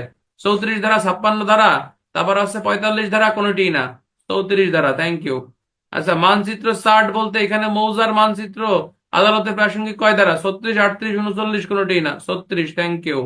আমাকে একটু বলেন যে সাক্ষ্য আইনের 53 ধারা মোতাবেক ফৌজদারি মামলায় আসামির সচ্চরিত্র আদালতে কি? প্রাসঙ্গিক, অপ্রাসঙ্গিক, ক খ কোনোটিই না? হ্যাঁ, প্রাসঙ্গিক, থ্যাংক ইউ। আমাকে একটু বলেন যে মৌখিক সাক্ষ্য মাস্ট বি কি? ডিরেক্ট? ডিরেক্ট না, ক খ কোনোটি না? ডিরেক্ট। পারবেন না ইনশাল্লাহ ভাই আসলে পরীক্ষায়? শোনেন, আমি কিছু নসিহত করি। নসিহত আর নিজে আগে, আমার জন্য আগে নসিহত, সেটা হচ্ছে আমার নিজের পরীক্ষা। আমি বিনয়ের সাথে আপনাদের কাছে আমি দোয়া চাই যেন ইনশাল্লাহ একটা ভালো রেজাল্ট করতে পারি ভাই। থানায় চাকরি করে মন মানসিকতা খারাপ, ভালো লাগে না, বুঝছেন? So, মানে আল্লাহ ভরসা, আল্লাহ ভালো রাখুক, দোয়া চাই আপনাদের কাছে। আর 2 নম্বর হচ্ছে যে আপনাদের জন্য আমার দোয়া থাকবে, তবে একটা রিকোয়েস্ট আমি বলি, টাকা পয়সায় জীবনে সবকিছু না। বিশেষ কোনো সমস্যা থেকে থাকলে আমাকে বলবেন যে ভাই আমি সমস্যায় আছি, পরে বেতন দেবো, যা করি পরে করবো, ঠিক আছে? আমাকে বলবেন, কিন্তু কে বেতন দেন না বা না দেন না এটা আমি কিন্তু জানি, রেজিস্টার, আমাদের রেজিস্টার আছে, সবার মোবাইল নাম্বার দিয়ে রেজিস্টার খোলা আছে।